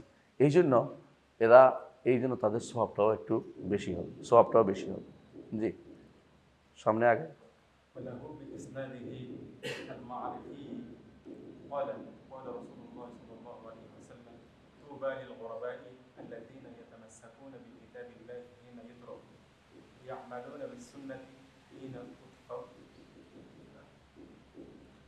আরেক হাদিসে রাসূলুল্লাহ সাল্লাল্লাহু আলাইহি ওয়াসাল্লাম বলেছেন তুবা লিল গুরাবা। আবার তিনি ওই আগের হাদিসটার একটা অংশ আনছেন, আল্লাযিনা ইউমাসসিকুনা ইউমসিকুনা না ইউমসিকুনা না ইতামাসসাকুনা বিকিতাবিল্লাহি হিনা ইউতরাক। যখন মানুষ ছেড়ে দিচ্ছে তখন তারা কিতাবকে আঁকড়ে ধরেছে, বুঝলেন কিনা? এখন অনেকেই আল্লাহর দ্বীনের অনেক মাসাইল ছেড়ে দিয়েছে, এমনকি তারা সুযোগ পেলে হুদুদ কেসাসও ছেড়ে দিবে, শুধু ক্ষমতা থাকতে দিলে হবে। শুধু একটাই উসিলা দিবে কি, মানুষ তো জানতো না, মানুষ তো অভাবী, রসুলের যুগের চেয়েও বেশি অভাবী এখন, যে মিথ্যা কথা। রসুলের যুগে 2 মাসও চলতো না, চুলা চলতো না। রসুল সেই সময় তো মানুষের হাত কাটে নেই। এখন যদি কেউ বলে রসুলের যুগে তিনি হাত কাটছে, হ্যাঁ, সেই সময় এখন হাত কাটা যাবে না, মানুষ তো এখনো জানে না বা মানুষ তো করে না, এগুলো ওজন না, কিন্তু এগুলো শয়তানের ওজন দিচ্ছে। এইটা কেউ বলতে পারে, এটা শাসক বলতে পারে। একবার ওমর রাদিয়াল্লাহু আনহুর সময় কি হয়েছিল, দুর্ভিক্ষ হয়েছিল। দুর্ভিক্ষের সময় সিয়াসা সারিয়া করতে পারে, হুকুম বদলাতে পারে না, স্টপ রাখতে পারে, কাটা যাবে না বলতে পারে না, কথা বুঝছেন কিনা? দুর্ভিক্ষের সময় কারণ কেউ কি খাবার জন্য, মানে বাঁচার জন্য খাইছে কিনা তো বোঝা যাচ্ছে না শুধু, কিন্তু বড় বড় ফুকুর চুরি যারা আছে ওদের হাত কাটবে কী করবে, হাত না কাটে কী করবে? যারা লক্ষ লক্ষ টাকা বিদেশে পাচার করছে, যারা মানুষের সম্পদ কুক্ষিগত করছে, যারা এখন কেউ অভাবের তাড়নায়, কিন্তু সব নষ্ট হয় না, বেশিরভাগই তার স্বভাবই নষ্ট, শুধু অভাবের কারণে হয় নাই। তখনকার সময়ে অভাবের কারণে মানুষ ছিল। এমনকি আমার বন্ধুরা বলতো যে একটা সময় ছিল আরব দেশে হাজি লুট করতো, কি জন্য জানো? একটা টাকার জন্য। হাজির অপমান করতো না কেউ, হাজি মহিলা পুরুষের অপমান করতো না, টাকা আছে বের করে দিলে চলে যেত, 1 টাকা হলে চলে যেত, অত অভাব, খাবার নাই, এখন খাবারের নাম গন্ধ ছিল না, তাদের অনেক কষ্ট ছিল তখনকার সময়, কিচ্ছু নাই, আরব দেশ তো কিছু হয় না, তো ওখানে থাকতো কি জন্য, কী খাইবে, মাটি তো আর খাওয়া যায় না। তখন তারা এই জন্য হাজি লুট করতো, এটা করতো, কিন্তু তারা মানুষকে কখনো অপমান করতো না, মানুষের মানে নারীদেরকে অপমান করা বা পুরুষের করা কোনো কিছু করতো না এটা, কারণ তারা এটার জন্য, তারা খাবার পাচ্ছে না এটার জন্য। আর এখন নষ্ট হয়েছে কি, এখন স্বভাব নষ্ট হয়ে গেছে, এটা টাকা পয়সার অভাব নাই, কিন্তু নষ্ট করবে, অপমান, মানে যেগুলো নিকৃষ্টতম কাজগুলো তারা করে। ঠিকও বাংলাদেশের একই অবস্থা, আপনি খুঁজে দেখবেন যে মানুষ যে খুব অভাবে তা না, মানুষ এক একজন, বরং এই সাধারণ মানুষরা অনেক ভালো রোজগার করে খায়, কেউ না খেয়ে মরে যাচ্ছে এমন কথা বলা যাবে না, কোনো না কোনো খাবার পায়, এবং ফালাই দিয়ে নষ্ট করে অনেকে অনেক খাবার, এত খাবার খাইতে পারে না। রাসূলুল্লাহ সাল্লাল্লাহু আলাইহি ওয়াসাল্লাম যুগে রুটি খেয়ে 2 মাস একবার রুটি খেতে ছিল, তো এইটার কারণে আপনি বন্ধ করতে পারবেন না, হুদুদ কেসাস বন্ধ করতে পারবেন না।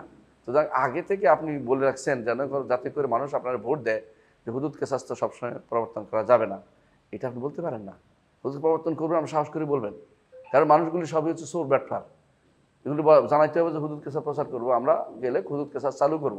কিন্তু কোথাও 30টা আপনি দিচ্ছেন, কর্মকাণ্ড দিচ্ছেন, কোথাও বলেন না যে ইসলামী শরিয়া বাস্তবায়ন করবেন, কোথাও বলেন না যে হুদুদ কেসাস চালু করব। কেন বলেন না? কারে ভয় করতেছেন? এর অর্থ হচ্ছে আমরা সবাই কিন্তু একই হয়ে গেছি। কি হয়ে গেছে এখন? হাওয়া মুত্তাবা, প্রবৃত্তির অনুসরণ করে চলেছি, এবং আমরা কখনো নিজের মতকে দিচ্ছি, এবং আমরা তামাসসুক বিদ্দিন, এটা আমার কাছে কোনোভাবেই, তামাসসুক বিদ্দিনটা আমার কাছে কোনোভাবেই, অনেকের কাছেই কোনোভাবেই যেন এটা আর গ্রহণযোগ্য হচ্ছে না। কোনো না কোনোভাবে একটু ছাড় দেওয়া যায় কিনা, নিজেকে লিবারাল করা যায় কিনা, এই চিন্তায় সবাই বেশ বিভোর থাকি। এদের দ্বারা এরা কি করে কোরআনকে আঁকড়ে ধরে নাই। আর কি বলছে, ওয়া ইয়ামালুনা বিসুন্নাতি হিনা তুতফা, সুন্নাহ যখন নিভে যাচ্ছে তখন তারা আমল করছে। খুবই গুরুত্বপূর্ণ জিনিস, কিতাবকে আঁকড়ে ধরছে, সুন্নাহকে আমল করেছে। এই কিতাব এবং সুন্নাহ, এই দুইটাই হচ্ছে মূলত ইসলামের মূল। এই দুইটাকে আঁকড়ে ধরার ক্ষেত্রে কোনো সামান্যতম ছাড় চলবে না। আমরা এই যে এখন গোরাবার কথা যারা বলেছে, হ্যাঁ, এদের একটা যদি কয়েকটা ইয়া দিতে পারি তো দেখবো যে একটা হাদিসে বলা হয়েছে এরা কারা, চান্নুজামিয়াল কাবায়, বিভিন্ন গোত্র থেকে তারা হবে। যেমন আগেও কিন্তু এরকম ছিল, বিভিন্ন গোত্র থেকে আসছে, এখনো বিভিন্ন গোত্রে এদের অংশ রয়েছে। আবার এদের আরেকটা বলছে যে দ্বিতীয় গুণ হচ্ছে এদের, যে এদের যারা অনুসারী হবে তাদের থেকে যারা এদের ঘৃণা করবে এরা বেশি। বিশ্বে এখন তাই দেখেন আপনি, এটা বেশি এখন। আবার বলেছে তাদের মধ্যে যারা তাদের অনেক মানুষের ভিতরে তারা অল্প কিছু কম মানুষ, এই গুণটাও এখন আপনি দেখতে পাবেন। এরা লোকরা বা কারা স্পষ্ট বুঝতে পারবেন। আবার এদেরকে বলা হয়েছে যে যারা মানুষ যা নষ্ট করেছে তারা সেটা সংশোধন করে, এটাও আপনি কাদেরকে এখন দেখতে পারবেন। আবার এই হাদিসে বলা হয়েছে যারা কোরআনকে বিল কিতাবকে আঁকড়ে ধরে, যখন আল্লাহর কিতাবকে যখন মানুষ ছেড়ে দিচ্ছে, আর যখন তারা সুন্নতকে আঁকড়ে ধরে, যখন মানুষ এটা সুন্নতের আলো নিভিয়ে দিচ্ছে, তাহলে আমরা দেখতে পাচ্ছি যে পুরোপুরি একটা স্ট্রাকচার ফুটে উঠছে আমাদের কাছে। কারা গোরাবা, সাথে গোরাবা শুধু নয়, এরাই হচ্ছে কারা, ফেরকাতুন নাজিয়া, এরাই হচ্ছে ফেরকাতুন নাজিয়া যারা নাজাত পাবে। এদেরকে আমাদের সব সময় এদের কথাটাই আমাদের জানতে হবে। কতক্ষণ সময় আছে দেখি, 6টা 9, আমরা কি আর পড়বো, শেষ করে ফেলবো? ইনশাল্লাহ শেষ করে ফেলি। হ্যাঁ, পড়েন, সময় আছে। বাবুল باب التحذير من البداع. عن العرباد بن سريعة رضي الله عنه قال: وعظنا رسول الله صلى الله عليه وسلم موعظة بليغة وجلت منها القلوب وغرقت منها العيون. قلنا يا رسول الله كأنها موعظة مودع وصينا. হ্যাঁ অসুবিধা, হ্যাঁ। قال: أوصيكم بتقوى الله عز وجل والسمع والطاعة وإن تأمر عليكم আব্দুল হাবশি, না আব্দুল হাবশি নেই, হ্যাঁ। فإنه من أعيش منكم فسرى اختلافا كثيرا. মান ইয়াইশ মিনকুম, না من يعيش ইয়াইশ মানে فسرى اختلافا كثيرا. فعليكم بسنتي وسنة الخلفاء الراشدين المهديين من بعد تمسكوا بها وعضوا عليها بالنواجذ وإياكم محدثات الأمور فإن كل محدثة بدعة وكل بدعة ضلالة. قال الترمذي حديث حسن صحيح. আলহামদুলিল্লাহ। এই অধ্যায়টা হচ্ছে বেদাত যে দলালা, বেদাতে ত্যাগ করতে হবে সেটার উপরে। অধ্যায় শুরু কি বলছে বাবু? তাহযীরু মিনাল বিদআহ। এতক্ষণ যতটুকু কথা বলছে, এখন যেন খোলাসা নিয়ে আসছে। যে খোলাসা হচ্ছে এটাই যে ইসলাম পরিপূর্ণ, এখানে বেদাত কোনো চালু করা যাবে না। তো বেদাতের প্রকারগুলি আমরা আগেও আলোচনা করেছি, এখন আলোচনা করতে চাচ্ছি না। বেদাত কেন হয়, কী জন্য, কোথায় হয়, কীভাবে হয়, এটাও বলেছি। আমরা জেনেছি, আপনাদের মনে আছে 6টি জিনিস সেই বেদাত হয়, 6টি জিনিসে, তাই না? 6টি অবস্থা কি কি? একটা হলো সময় স্থান, হ্যাঁ, সংখ্যা, জাতি, প্রজাতি, হ্যাঁ, পদ্ধতি, প্রকার, তাই না? এই সবগুলিতে কি হয়? বেদাত হয়। কারণ সবশেষ হলো কারণ। এই সবগুলিতে হলে 6টি কারণে বেদাত হয়। তো এই বেদাতটা যে কোনো জায়গায় এগুলি সাধারণত দেখবেন যে এগুলি সে বেমিল হয়ে গেছে। আবার বেদাত আবার 2 প্রকার আছে। প্রথম হচ্ছে একদম কাফের হয়ে যায়, আরেকটা হলো কাফের হয় না, ফাসেক হয়। বা এটা আবার 2 প্রকার আছে, আকীদাতে হয়, আবার কি আমলে হয়, ভাগ আছে প্রত্যেকের। এগুলিতে আমরা আলোচনা করেছি, এগুলো যাবো না। শুধু এটাই বলছিল রাসূলুল্লাহ সাল্লাল্লাহু আলাইহি ওয়াসাল্লাম, হাদিসটা সবসময় মনে রাখার মতো। ইরবাদ ইবনে সারিয়াদের হাদিস, তিনি বলছেন আমাদেরকে রাসূলুল্লাহ সাল্লাল্লাহু আলাইহি ওয়াসাল্লাম একদিন নসিহত করলেন বালিগা, এমন নসিহত করলেন যে জারাফাত মিনাল উয়ুন, সুবহানাল্লাহ, সাহাবায়ে কেরামের চোখের পানি চলে আসছে। ওয়াজিলাত মিনাল কুলুব, অন্তরে ভীতি ঢুকে গেছে। কুলনা ইয়া রাসূলুল্লাহ কান্না মাওয়াইযাতু মুআদ্দিন, ইয়া রাসূলুল্লাহ আপনি যেন এমন একটা নসিহত করেছেন যেটা বিদায়ী নসিহত, মানে বলে বিদায়ী নসিহত। একটা মানে বিদায়ী কথা বললে মানে মনে রাখি বেশি। তা আমরাও বিদায়ী নসিহত পেলাম আপনার কাছ থেকে। ফাআউসিনা, আমাদেরকে ওসিয়ত করুন। নসিহত তো করুন, ওসিয়ত করুন। রাসূলুল্লাহ সাল্লাল্লাহু আলাইহি ওয়াসাল্লাম তখন বললেন উসিকুম বিতাকওয়াল্লাহ। দেখছেন তো, উসিকুম বিতাকওয়াল্লাহ সবসময় এটা থাকবেই। এই জন্য আলেমরা সাধারণত জুমার খুতবাতে তাকওয়ার কথা থাকাকে ওয়াজিব বলেছেন। জুমার খুতবার মধ্যে তাকওয়ার কথা থাকতে হবে। উসিকুম বিতাকওয়াল্লাহ। এই তাকওয়া একটাই কিন্তু বিশাল জিনিস। আল্লাহ তাকওয়া অবলম্বনের অর্থই হচ্ছে সারাটা জীবন কিন্তু সে আল্লাহর পথে থাকতে হবে, দুনিয়ার কোনো কিছুতে সে প্রভাবিত হইতে পারবে না। ওয়াসাম রত্তা, আর দ্বিতীয়টা আনুগত্য করে যেতে শুনতে হবে, আনুগত্য করতে হবে। কার কথা শুনতে হবে? আলেমদের এবং শাসিকদের। আলেম, ওলামা ওয়াল উমারা, আল ওলামা ওয়াল উমারা, আল ওলামা ওয়াল উমারা। হ্যাঁ, এবং ওয়াইন তাম্মারা, তবে এখানে হচ্ছে উমারা কেন, এর পরেরটা বুঝাচ্ছে। তো তোমরা শুনতে হবে এবং আনুগত্য করতে হবে। ওয়াইন তাম্মারা আলাইকুম আব্দুন, যদিও তোমাদের আমির একজন দাস। দাস কি আমির হতে পারে? না, দাস আমির হতে পারে না। কেন পারে না? দাস তো নিজের মালিকানা নাই, স্বাধীন না।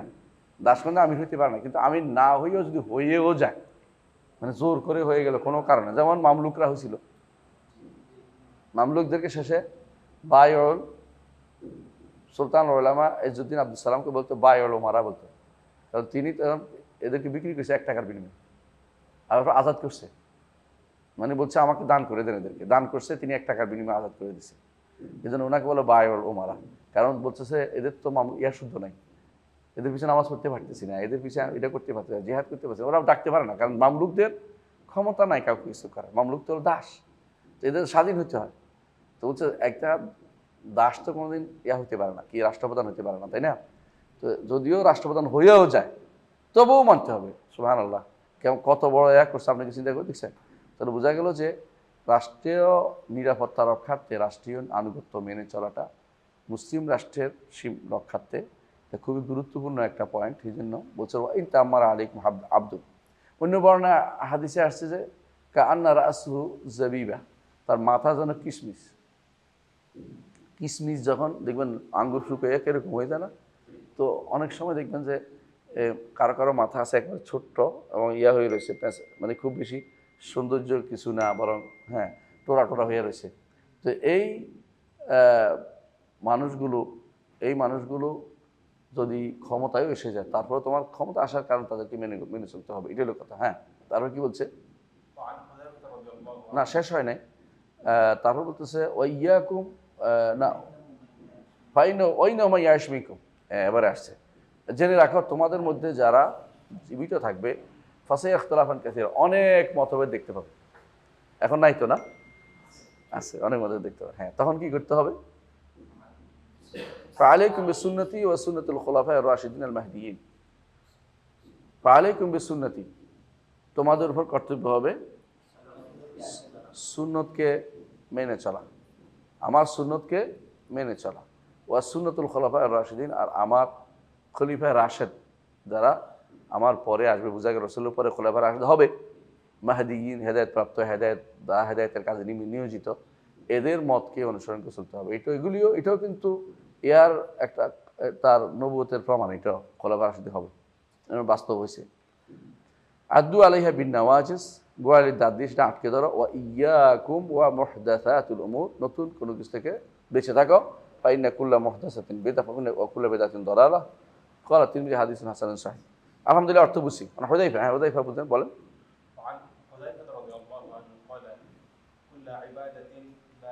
কুল্লু ইন্না নাই তো, না কুল্লু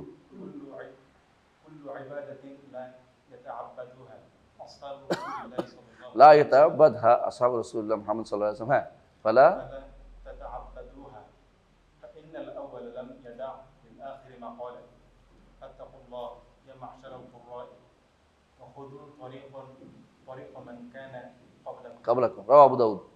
হুযায়ফা ইবনে ইয়ামান রাদিয়াল্লাহু আনহু, রাসূলুল্লাহ সাহেবুর সির রাসূল, রাসূলের প্রিয়, তার একান্ত গোপন ভেদ জানতেন। তিনি বলতেছেন যে ইবাদত মুহাম্মদ সাল্লাল্লাহু আলাইহি ওয়াসাল্লামের সাহাবীরা করেন নাই, এই ইবাদত করিও না। তাহলে মিলাদ, তাহলে নামাজের পরের মুনাজাত, তাহলে এই ওয়াজের পরের মুনাজাত, তাই না? তাহলে আরো আখিরি মুনাজাত, তারপরে আরেকটা কি, হ্যাঁ মেরাজ, লাইলাতুল মেরাজ, লাইলাতুল বারাত, মিলাদুন নবী, জানাজার মধ্যে 3 রকমের, হ্যাঁ বিয়ের, এগুলি যে রাসূলুল্লাহ সাল্লাল্লাহু আলাইহি ওয়াসাল্লাম এর সময়ে বা সাহাবা একরাম করেন না, এতে কি সন্দেহ আছে? করলে তো বর্ণিত হইতো, কারণ সাহাবা একরাম যা বলছে, যা করছে সবই কি হয়েছে? বর্ণিত হয়ে গেছে। রাদিয়াল্লাহু আনহু قال كل عبادة لا يتعبدها أصحاب رسول الله صلى الله عليه وسلم فلا تتعبدوها। যে ইবাদত সাহাবা একরাম করেন নাই সে ইবাদত কখনো করবে না। ইবাদত কারণ হলো, ইবাদত এমন এক জিনিস যেগুলো নতুন করে কোনো কিছু তৈরি হবে না। মুআমালাত হয়, অনেক ধরনের লেনদেন হচ্ছে, কিন্তু ইবাদত তৈরি করা যাবে না। এই জন্য যত ইবাদতের কথাই মানুষ বলুক না কেন, যদি সাহাবা একরাম করেন নাই ওই ইবাদতের দরকার নেই। ফলা তা'বুদু, এই ইবাদত দরকার নেই। কেন দরকার নাই? ওই ইবাদত আমার কোনো উপকার করবে না, এবং এটা বাদেই জান্নাতে চলে গেছে, সুতরাং এটা আমার দরকার নেই। এটা বাদেই তারা জান্নাতে সার্টিফিকেট পাইছে, তো এটা আমার দরকারটা কি? এই জন্য সাহাবা একরাম করছে কিনা জিজ্ঞাসা করতেই হবে। এরপরে অনেকে এটা বললে কি বলবে, এই যে আপনি যে বিল্ডিং বানাইছেন, আপনি যে পাখা চালাইছেন, আপনি যে ভাত খাচ্ছেন, এগুলো তো ইবাদত না রে ভাই। এটা ইবাদত বলে নাই কেউ, এটা কেউ ইবাদত বলে নাই। তাহলে আপনি এটা কেন চালাবেন? মানে এটা তো ইবাদত বলে, এটা বিরোধিতা করতে পারেন না। তাহলে যে সমস্যাটা হচ্ছে, মানুষ ইবাদত এবং আদাতের মধ্যে এবং মুআমালাতের মধ্যে পার্থক্য করতে পারছে না। ইবাদত, আদাত, মুআমালাত এগুলোর মধ্যে কী করতে হবে? পার্থক্য করতে হবে। তো বিমানে ছড়ায় নাই এটা বলতে পারেন না, বিমানে ছড়ায় এটা বলতে পারবেন না, তাইছে? মাশাআল্লাহ, কোথায় ফেলে? মাশাআল্লাহ,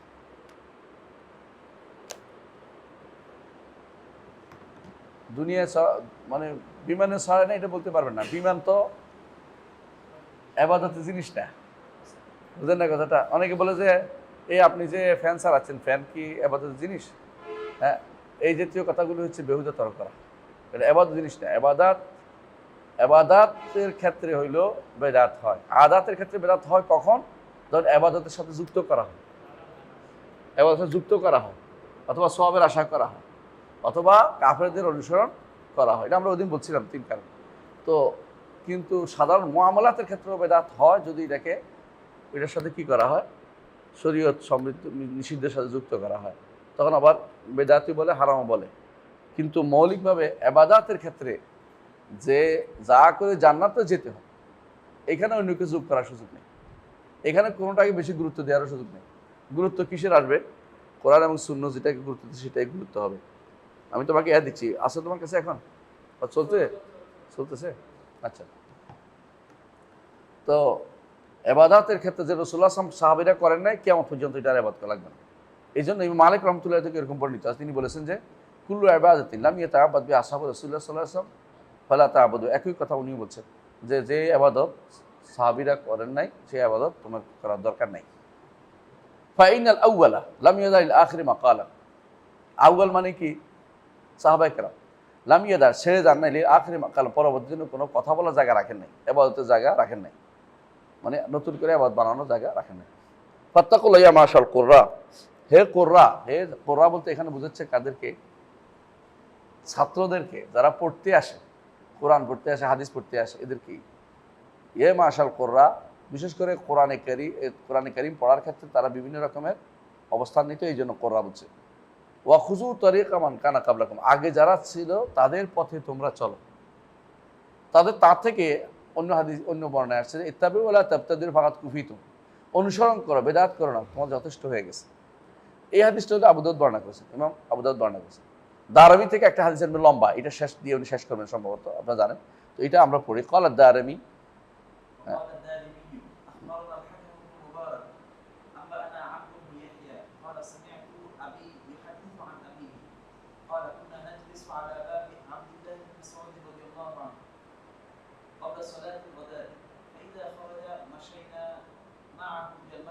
হ্যাঁ একটুকু বলি। দারামি কোন দারামি? এটা সাহাবা সুনানের দারামি, মানে দারামি দুইজন আছে, দারামি আবু সাঈদ, কিন্তু এটা উনি না আব্দুল্লাহ ইবনে আহমদ দারামি। তো উনি আবু মোহাম্মদ দারামি। তো উনি বর্ণনা করেন যে আমাদের সাহেব সুনান, আমাদের সুন্নাহ, ওনার কিতাবের নাম হচ্ছে সুনান দারামি বলে, মানুষ মুসনাদ দারামি বলে। তো মুসনাদ দারামি নাকি উনি নামে রাখছে মুসনাদ দারামি, এবং সুনান দারামি নামে প্রসিদ্ধ। আমরা এখন বলতেছি সুনান, এটা কিন্তু সুনান উনি রাখছে মুসনাদ নামে, সুতরাং এটা মুসনাদ বললে কোনো অসুবিধা নেই। আর সুনান বলবে, আমরা বলতে পারি এই হিসেবে যে সুনানের নীতিতে লেখা হয়েছে। তো উনি এখানে এই হাদিসটা বর্ণনা করেছেন। আমরা মুসনাদের নীতি কি জানেন তো? সাহাবীদের নীতি। আর সুনানের নীতি হচ্ছে বিষয়ভিত্তিক। হ্যাঁ, তো সেই হিসাবে তিনি বর্ণনা করছেন যে আমরা আব্দুল্লাহ ইবনে মাসউদ রাদিয়াল্লাহু আনহুর দরজা বসতাম কখন? কাবলা সালাতুল গাদাত, ফজরের সালাতের আগে, মানে কত আগে এসে বসে থাকতো। কি জন্য? তিনি বের হলে তার সাথে হেঁটে হেঁটে বলতেছে ফাইজা খারাজা মাসাইনা মাআহুল মসজিদ, তিনি যখন আসতেন বের হইতেন আমরাও তার সাথে বের হইতাম। কেন? যাতে করে তার সাথে মসজিদে যেতে পারে, এ যাইতে যাইতে শিখবে, জিজ্ঞাসা করবে, একসাথে যাবে। এটাই হলো তাদের উদ্দেশ্য। তাহলে ভাইয়ের কাজ হচ্ছে এটা, ভালো লেগে থাকা উস্তাদের সাথে এটাই করতেন। ফাজান আবু মুসা আশআরী রাদিয়াল্লাহু আনহু, একদিন আবু মুসা আশআরী রাদিয়াল্লাহু আনহু আসছেন।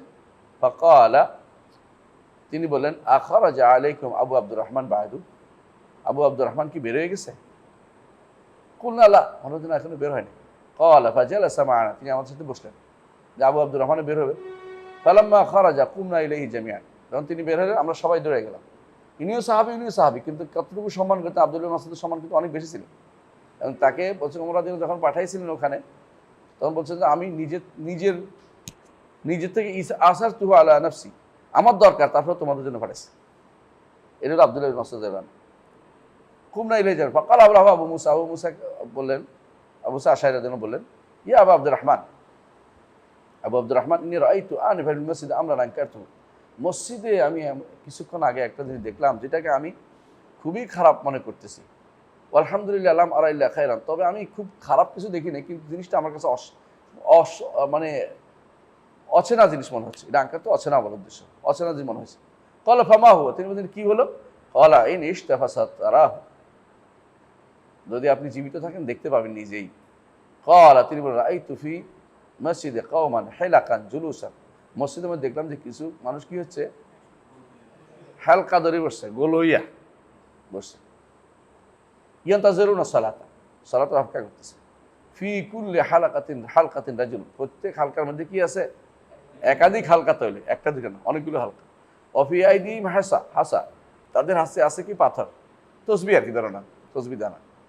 ফায়াকুলু কাব্বিরু মিয়া, বলতেছে 100 বার তাকবীর পড়ো। ফায়াকাব্বিরুনা মিয়া, ফায়াকুলু হাল্লিলু মিয়া, ফায়াহাল্লিলুনা মিয়া, তারপর 100 বার তাহলিল পড়ো, তা লা ইলাহা ইল্লাল্লাহ পড়ো। ফায়াকুলু সাব্বিহু মিয়া, তাসবিহ পড়ো। ফায়াসাব্বিহুনা মিয়া, 100 বার তাসবিহ পড়ো। ক্বালা ফামাযা কুলতা লাহুম, কে বলেন? আবু আব্দুর রহমান, আব্দুল্লাহ মাসউদ বললেন যে তুমি তাদের কি বলেছো? ক্বালা মা কুলতু লাহুম শাইআন ইনতিজার রায়কা, আপনার রায়ের অপেক্ষায় আমি কিছু বলিনি। ক্বালা আফালা আমারতুম ইয়াউদ্দু সাইয়্যাতিহিম, তাকে বলো নাই যে তাদের গুনাহগুলি গুনতে? ওয়া দামিনতা লাহুম আল্লাহ ইয়াফুতু মিন হাসানাতিহিম, সে এটা বলো নাই যে তোমাদের গুনাহ একটাও, তোমাদের সব একটাও বাদ যাবে না, আমি দামিন হইলাম, কিন্তু গুনাহগুলি গণ। সুম্মা মাদা, তারপর তিনি গেলেন। ওয়া মাদাইনা মাআহু, তার সাথে গেলাম। হাত্তা আতা হালকাতা মিন তিলকাল হাওয়াল ফি হিলা, ওই হালকা সময়ের একটা ভিতরে তিনি ঢুকলেন। হালকা, অনেকে হালকা বুঝে না, হালকা তো এখানে মানে কি, গোল হয়ে যারা বসে এটাকে হালাক বলে। যেমন এটাকে বলা হালাক, যেমন সালাতের মধ্যে আমরা যখন হালকা করে আঙ্গুল উঠে। ফাকালা মা হাদাল্লাযী আরাকুম তাসনাউন, তিনি বললেন যে এই কি করতেছো এগুলি তোমরা? ফাকালু, তারা বলে ইয়া আবু আব্দুর রহমান হাসান নাউযু বিত-তাকবীর ওয়াত তাহলিল ওয়াত তাসবিহ, আবু আব্দুর রহমান, আমরা তো কিছু পাথর নিয়ে কাজ করতেছি, এগুলো দিয়ে আমরা তাকবীর, তাহলিল, তাসবিহ করি, অর্থাৎ আল্লাহু আকবার বলি, লা ইলাহা ইল্লাল্লাহ বলি, তাসবিহ সুবহানাল্লাহ বলি। ক্বালা ফাউদ্দু সাইয়্যাতিকুম, তাহলে গুনাহগুলি গণাও, নেক গুনতেছ। বোঝা গেল সাহাবায়ে কেরাম এই জাতীয় জিনিস দিয়ে গণাটা পছন্দ করতেন না, তারা হাতে গুনতেন হাতগুলো, কারণ এগুলি না হলে মুস্তাফদাগুলো সাক্ষ্য দিবে, এবং এগুলি দিয়ে গুনতে হয়। মানুষ দুনিয়া সব নিয়ে ঘুরে বেড়াবে, এটা শরীয়ত বলে না। মানুষ যেখানে যায় সেখানে তার সাথে কি আছে? জিকিরের অস্ত্র আছে। অনেকে আছে দেখবেন যে, আমি একবার একজনকে দেখছি, তিনি নামাজ পড়তেছে, চেয়ারে বসে ইয়া আছে, সামনের দিকে বাড়তি বানাই নিছে, ওইটার মধ্যে সিজদা করে, দেখছেন না? তো আমি তারা বললাম যে আচ্ছা, আপনি কোথাও গেলে এটা কেমনি নেবেন? এই জন্য কোথাও যায়নি, মানে কোথাও যায় না। আমি তার জন্য আটকে ইচ্ছা করে উল্টে দিয়ে গেছে, মানে আমি এটা বললাম কেন আটকে দিতে, কী করে দেখি। এমন যে এটা তো রসুল আসলামের আদর্শ না। রসুলের আদর্শ হচ্ছে রুকুতে এমনি যাবেন, সেজদাতে আর একটু বেশি যাবেন, যথেষ্ট। হ্যাঁ, ঢাকা আমাদের বিশ্ববিদ্যালয়ে এখানে গেছি ওই দিন, একজন এসে বলতেছে যে আচ্ছা আমি যে হাওয়ার উপরে হাত দিয়ে পড়ি নামাজটা হইব কিনা? তাহলে হাওয়ার উপর হাত দেন কেমনি আপনি? তো বলতেছে আমি এমনি তাই এমনি নামাজ পড়ি। তাহলে কিসের উপর রাখছেন? কারণ আমি হাওয়ার উপর রাখছি। আরে আপনি তো রাখবেন হাত ইয়ার উপরে, আপনি রাখবেন, আপনি হাত রাখবেন কোথায়? গরুর উপরে। আপনি হাওয়ার উপর রাখছেন কি জন্য? আমার একজনে বলছে এটা আরো ভুল করছে আপনাকে। তো কিছু মানুষ কি করে নিজের উপরে জুলুম করতেছে এটা দিয়ে, কয় যে আসলে ঠিক বলছেন, আমি এটা হাওয়ার উপর রাখতে যাই আমার কোমরে ব্যথা হয়ে গেছে, কারণ এটা কতক্ষণ রাখতে পারি, বেশিক্ষণ হাত রাখা যায় না তা হাওয়ার উপরে। তো আমি বললাম যে এটা তো শুদ্ধ না, শুদ্ধ হচ্ছে আপনি সহজ করে ইসলাম, বুকুরের উপর হাত রাখেন, রুকুতে একটু সেজাতে আর একটু বেশি ঝুঁকবেন, এটাই সহজ। আপনি এরকম করতেছেন, আবার এরকম করতেছেন, আবার কেউ কেউ আছে বানাই বলছে একটা, এটা নিয়ে কেমনে যাবেন? আপনি সফর করবেন কী করে এটা নিয়ে? বসতে বসে নামাজ পড়তে হয়, হাঁটার সময় এটা নিয়ে হাঁটবেন না, এটা লইয়ে রওনা হয়ে যাবে, কারণ এটা দিয়ে নামাজ পড়তেই পাবো। এর বাড়াবাড়ি ইসলামে নাই। তো এরা কি করে ইয়া বানাই বলছে, তসবি বানাই বলছে। তসবির একটা বোঝা লাগবে। কেউ কেউ 1000 দানা তসবি বানায়, 1000 দানা। আমার বিশ্ববিদ্যালয়ে এক টিচার ছিল, তিনি কোনোদিন যদি কিছু তার উদ্দেশ্য হাসিলের জন্য 1000 দানার তসবিটা ঘুরেছে সারাদিন। হ্যাঁ, খতম করে না? আচ্ছা, খতম করে। তোর ওস্তাদ আর কি আমি জানি। তো এটা তোর ওস্তাদ, দেখ চলে গেছে, এখন নাই। তো বলতেছে যে তোমরা এটা কি কথা? এটা তো গণি আমরা। তুমি তো গুণা গণ, আনা দামিনুন আল্লাহ ইয়াদিয়া মিন হাসানাতিকুম শাইআ। আমি জামিন হইলাম তোমাদের যে তোমাদের কোনো গুনাহ ন্যাক একটু বাদ যাবে না, আল্লাহ তাআলা একটু বাদ দিবেন না। ওই হাকুম, আফসোস তোমাদের জন্য, হে উম্মত মুহাম্মদ, মা আসরা হালাকাতিকুম, কত তাড়াতাড়ি তোমাদের ধ্বংস চলে আসতেছে, তোমাদের ধ্বংস কত তাড়াতাড়ি চলে আসতেছে। হাউলাই আসহাবু মুহাম্মাদিন বাইনাকুম মুতাওয়াফিরুন, এখনো আসহাবু মুহাম্মদ আছে, অর্থাৎ রাসূলুল্লাহ সাল্লাল্লাহু আলাইহি ওয়াসাল্লাম সাহাবীরা জীবিত আছে। কারণ আব্দুল্লাহ ইবনে মাসউদ রাদিয়াল্লাহু আনহু তো আগের মানুষ, এরপরেও তো আরও মানুষ প্রায় কত বছর জীবিত ছিলেন? 50-60 বছর, আরও বেশি। এই সময় মুতাওয়াফিরুন প্রচুর পরিমাণে তারা রয়েছে। ওয়াদি সিয়াবুহু লাম তুবলা, এগুলি তার কাপড়, এখনো এগুলি কি হয় নাই। সিয়াবুহু মানে কি? সিয়াবু কার? রাসূলুল্লাহ সাল্লাল্লাহু আলাইহি ওয়াসাল্লাম। লাম তাবলা, এগুলি এখনো কি হয় নাই? পুরাতন হয় নাই। ওয়া আনিয়াতুহু লাম তানকাসির, তার এই পেয়ালা এখনো কি হয় নাই? ভাঙে নাই। ওয়াল্লাযী নাফসি বিয়াদিহি, তোমরা ভেঙে গেছো। ওয়াল্লাযী নাফসি বিয়াদিহি, যার হাতে আমার প্রাণ, তার শপথ করে বলছি আল্লাহ তাআলা, ইন্নাকুম লাআলা মিল্লাতিন হিয়া আহদা মিন মিল্লাতি মুহাম্মদ আও মুফতাতুহু বা দালালা। তোমরা দুটোর একটা, হয় রাসূলুল্লাহ সাল্লাল্লাহু আলাইহি ওয়াসাল্লাম যেগুলি করেছে ওই মিল্লাতের চেয়ে উত্তম কোনো মিল্লাত পাইছো, নইলে বেদাতের পথ উন্মুক্ত করছো। কোনটা? ক্বালু ইয়া আল্লাহ ইয়া আবু আব্দুর রহমান মা আরাদনা ইল্লাল খায়র। আবু আব্দুর রহমান, আমরা শুধু কল্যাণ ভালো চাইছি। এখনো প্রত্যেক বেদাতি ভালো করে, প্রত্যেক নতুন ইসলামের মধ্যে আবিষ্কারকারী সব আমরা ভালোই তো করতেছি, খারাপ কি করতেছি? আমাদের চেয়ে উত্তম কে করতে পারে? সবাই ভালো করে। ক্বালা, তিনি বললেন, ওয়াকাম মিন মুরিদিন লিল খায়র লা ইউসিবাহু, কত মানুষ আছে কল্যাণ চায়, কল্যাণ পায় না, চাইলেই কল্যাণ পায় না। ইন্না রাসূলুল্লাহ সাল্লাল্লাহু আলাইহি ওয়াসাল্লাম হাদাসানা, রাসূলুল্লাহ আমাদেরকে হাদিস বর্ণনা করেছেন, আন্না কওমান ইয়াকরাউনাল কুরআনা, কিছু মানুষ থাকবে কোরআন পড়বে, লা ইউজাবিজু তারাকিয়াহুম, এগুলো তাদের এই গলার তরকুয়াল পার হবে না, অর্থাৎ যেখানে ভিতরে যায় গলার এটা দিয়ে ভিতরে যাবে না, বরং এটা তরকুয়ার মধ্যে থাকে যাবে। হ্যাঁ, এর পার হবে না। কেন?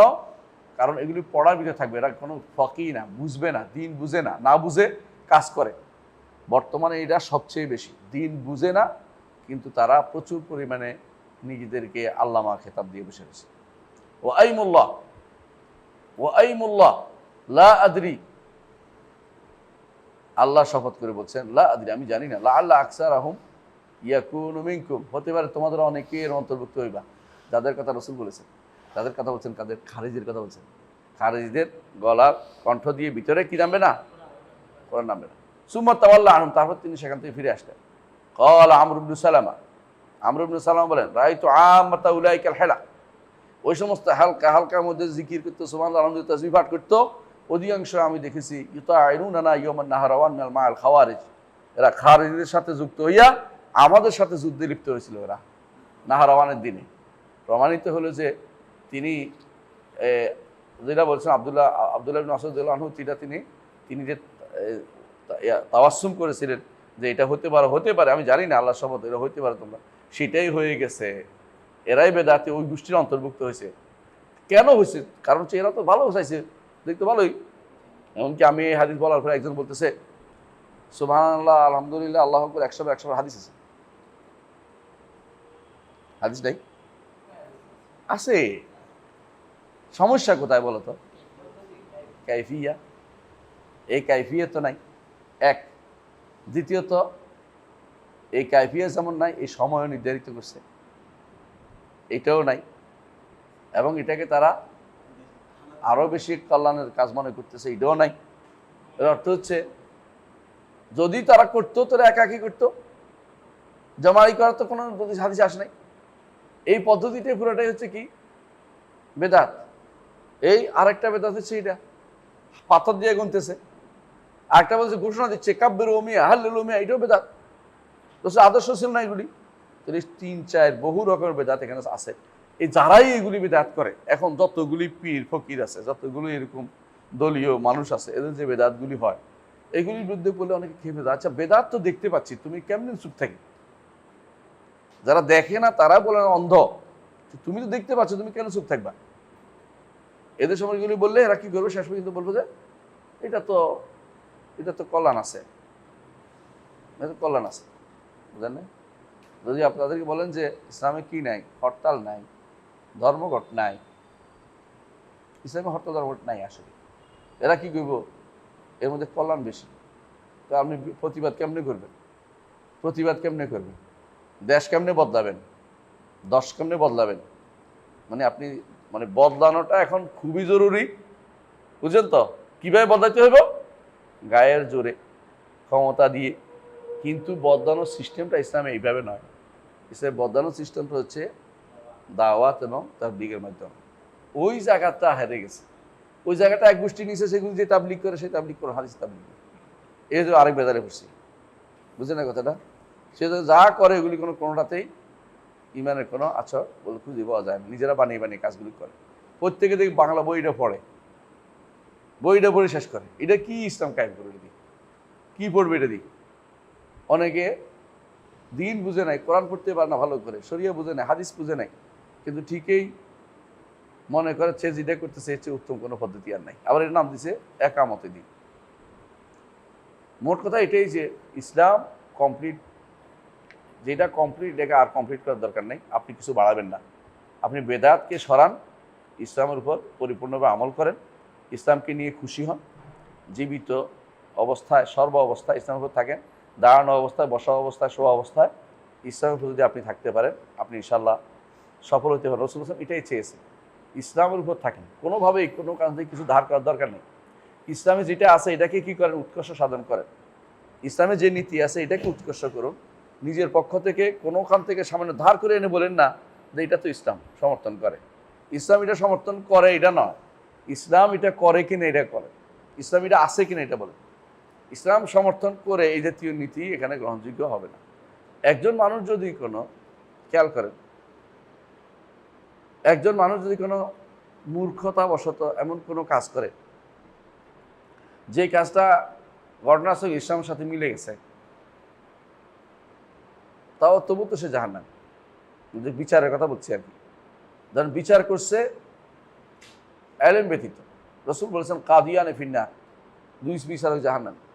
ওই বিচারক জাহান্নামী যে বিচারে এলেম ব্যতীত বিচার করছে, সে বিচার জাহান্নামী, যদিও হকটা নিছে, জানে নাই, না জেনে হকের কাজটা করছে। আর ওই ব্যক্তি জাহান্নামী যে ব্যক্তি জেনে বিরোধিতা করছে, সেও জাহান্নামী। আর ওই ব্যক্তি জান্নাতে যে জানছে এবং সে অনুযায়ী বিচার করে, সেই জান্নাতে। হাদিস এটা বোঝা গেল। আপনি যারা আজ বলে যে মিলে গেছে, অমুকের সাথে মিলে যায়, এই জাতীয় তৈরি করাটা, মাথার ভিতরে এই ব্রেনটা বন্ধ করতে হবে, এই চিন্তাটা বন্ধ করতে হবে। আমার ইসলামে কি আছে ওইটা বাস্তবায়ন করতে চাই, আপনি কি নিয়ে আসছেন ওইটা আমি বাস্তবায়ন করতে চাই না। ওইটার কোনো কিছু আমার সাথে মিললে আমি নিব না, আমারটাকে আমি প্রসার করতে চাই। তাহলে আমি ইসলামের শ্রেষ্ঠত্ব বুঝতে পারবো, ইসলামকে ধারণ করতে পারবো। নাহলে আমি ইসলামকে আমি সুবিধা মতো নিব, সুবিধা মতো বাদ দিব, অথবা ইসলামকে যে কোনো মূল্যে আধুনিক কোনো মতবাদের সাথে মিলানোর জন্য ব্যস্ত হয়ে পড়বো। এটা আমাদের পথভ্রষ্ট ছাড়া কিছুই নেই। আল্লাহ আমাদের তৌফিক দান করুন। সুবহানাকাল্লাহু ওয়া বিহামদিকা আশহাদু আল্লা ইলাহা ইল্লা আনতা আস্তাগফিরুকা ওয়া আতুবু ইলাইক। আসসালামু আলাইকুম ওয়া রাহমাতুল্লাহি ওয়া বারাকাতুহু।